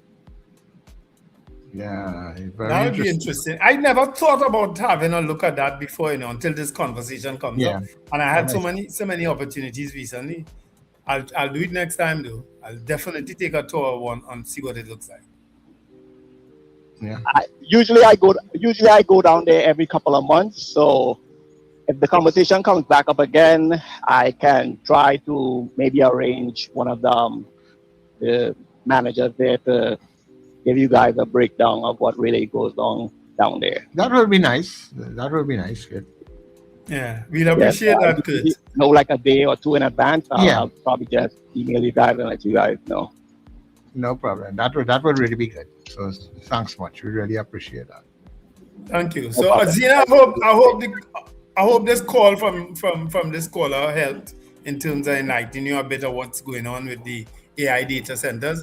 And we'll also try to get him to maybe do a video walkthrough at one day or something, and what it actually looks like, Yep. So Gary Francois is also posting, thank you, AI data centers are not job creators. I guess they're talking about the construction of it, but guess what? It's politics. That is it. Yeah, this is. Anyhow, guys, it's time for us to leave. But as we go, let me remind people that our Cooler Cruise is coming up on the 15th of August. Color Week. Remember, your colors are red, white, and black. It's pre-independence. And of course, you can pick up your tickets right now at Rumbox in St. James, Crosby's in St. James, at Bobby's Bar in Currap, Fats International in Arima, Key Squared Fashions. They are at East Gate, West Mall, and C3 Center. Right now, it's just $200. Get your tickets and, come on board and let's have a good time. Remember, it's no glass bottles. And we board at 7 o'clock. We're sitting at 8, so by midnight, you're back on the inside. And if you're not going on the cruise, still support. Buy a ticket or 2 or 10. It's all right. Buy a ticket. Support our platform, right? That's what we're asking you to do. While you're listening, support us. All right, folks, have a wonderful day. Remember to let go and let go. NetRadioTT.com continues on the stream with the excellent programming, and you can also listen to Net Radio Trinidad, and you can tell your smart devices, I want to listen to NETT Radio Trinidad, and you're good to go. Whether it's Siri, whether it's Google, or whether it's who, madam, who will come alive in my car if I say her name. So you can listen to the excellent programming throughout the day. Have a fantastic midweek wherever you do. It's Wednesday. The weekend is not that far, so put a smile on your face. Have a fantastic day. Remember to smile and laugh. It's great for your health. We know that you have a choice in what you listen and what you watch and what you give your valuable time and attention to. And we're glad that you chose us to do it with. We are very appreciative of that fact. So have a fantastic day, people. You have been watching and listening to The Breakfast Show. The Breakfast Show. Get up. It's the time to start the day. The Breakfast Show is here. We bring in the soca way. Yeah, yeah, yeah, yeah, yeah, yeah, yeah. Yeah, yeah, yeah, yeah, yeah, yeah. Wake up, it's a brand new dawn. The Breakfast Show got the vibes turned on. From Maracas Bay to the Savannah.